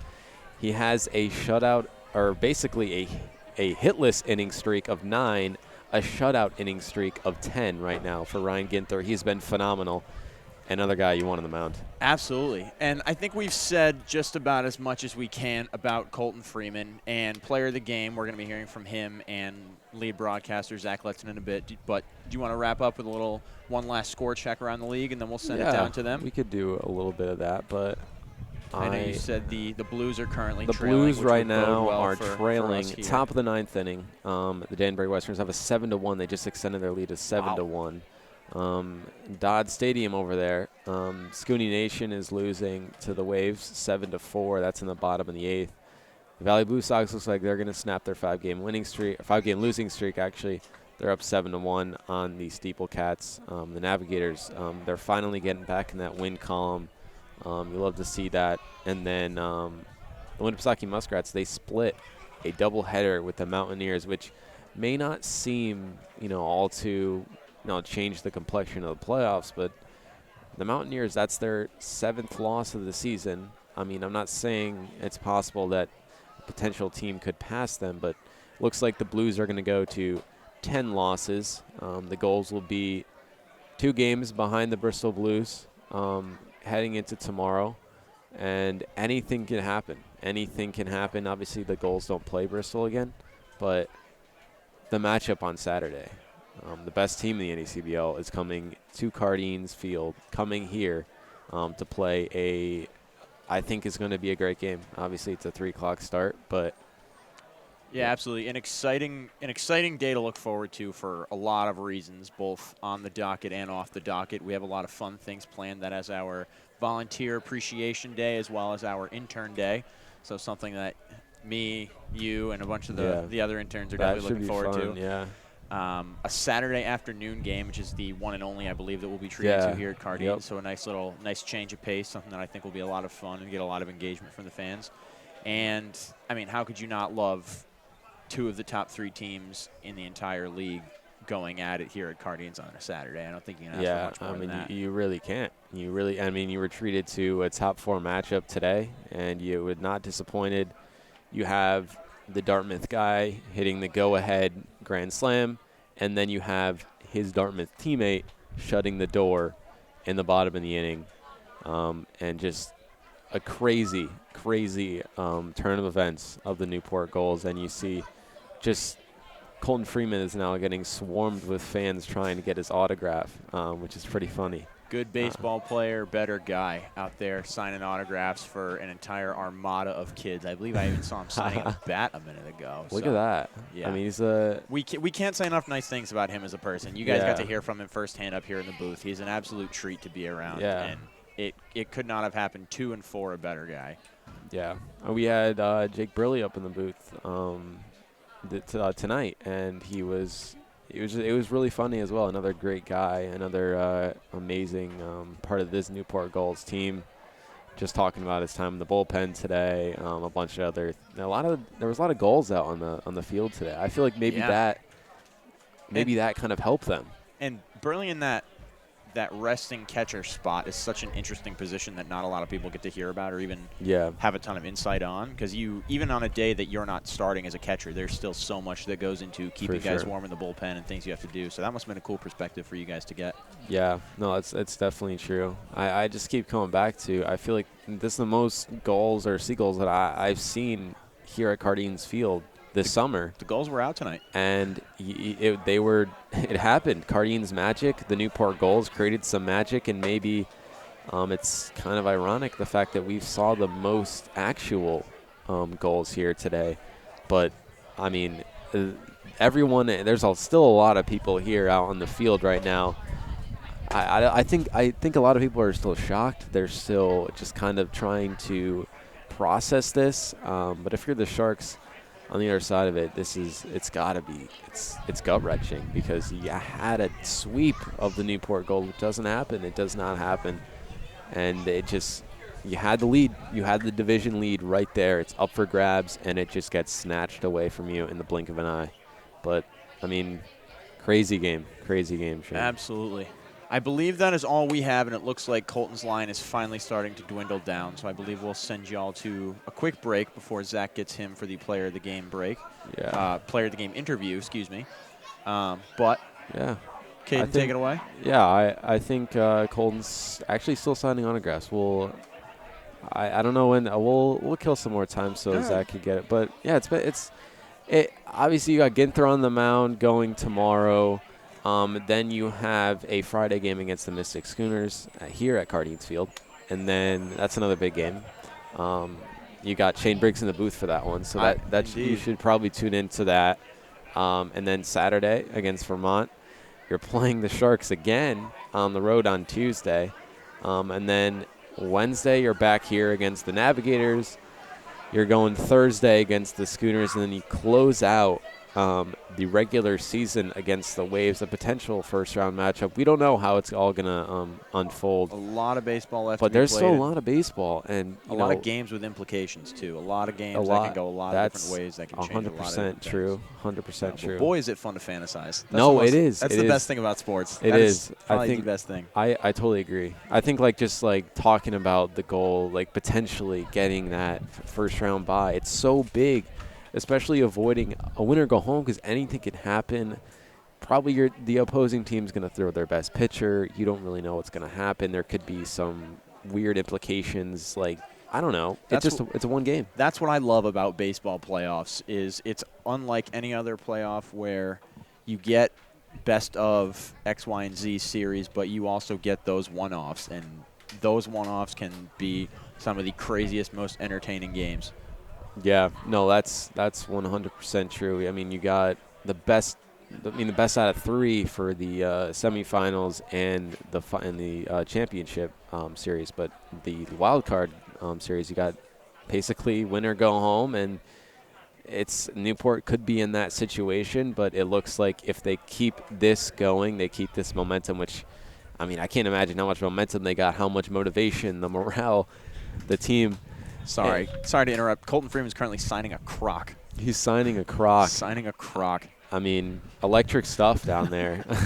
You don't see that every day. What did I say? Good baseball player, better person. Yeah, he is a fantastic guy. He's really funny. And as we said, couldn't have been a better guy. Just off the bat, just the crack of the bat, one of the best sounds in sports. We talked about it a few times up here, but that bat crushed. flip almost hit me on the dugout. That was like 12 feet in the air. That was insane. He was electric. It was. I can't imagine how amazing this interview that Zach's about to do with Colton Freeman is going to be. But as his armada has finally dwindled down. Yeah, I mean, I can't imagine. Stay tuned for this unbelievable talk with after the best game of the season for the Newport Gulls, the biggest win of the season for the Newport Gulls. And, I mean, we'll see. Tomorrow we got Ryan Ginther on the mound for the Gulls over at Old Mountain Field. And then you're back on Friday against the Schooners and then Saturday against the Mountaineers. But tonight, it's all about tonight. And, I'll throw it down right now to Zach Letson. That is it for me and Shane up at the booth. Zach down there with Colton Freeman, the South Coast Health Player of the Game, signing off. Yeah, so there.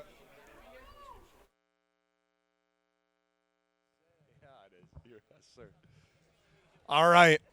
Zach Letson here with Colton Freeman, the man that had the biggest swing of the Gulls season, a go-ahead grand slam, a 4-for-4 game one in the doubleheader, then a grand slam in game two.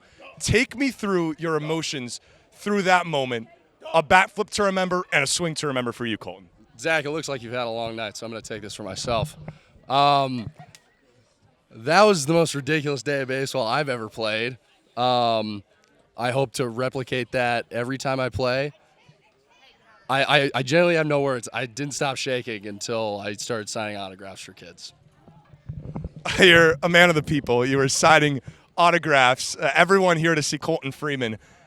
I mean, what does this mean for your team? You guys back from seemingly the dead. It's a 7-4 game, and you led the comeback charge down 3 with a grand slam. What does it say about the character of you guys as a unit to come back and win yet another game here at Cardines Field? Well, you can't hit a grand slam unless the other 3 guys get on first. And as soon as Trent walked, I was really only thinking about one thing. I mean, we gotta check on that man's mental health. I mean, we gotta watch out for his family. I might just own him entirely. Oh my goodness. Well, what does this mean for you guys as a team? You go forward. We go forward. Yep. You go forward. Ocean State tomorrow. You got the #1 team in your building on Saturday. But, I mean, this team seemingly can't be stopped here at home. You beat an extremely talented Martha's Vineyard team that was right on your tail, in position to take over first in the Coastal Division until your swing of the bat.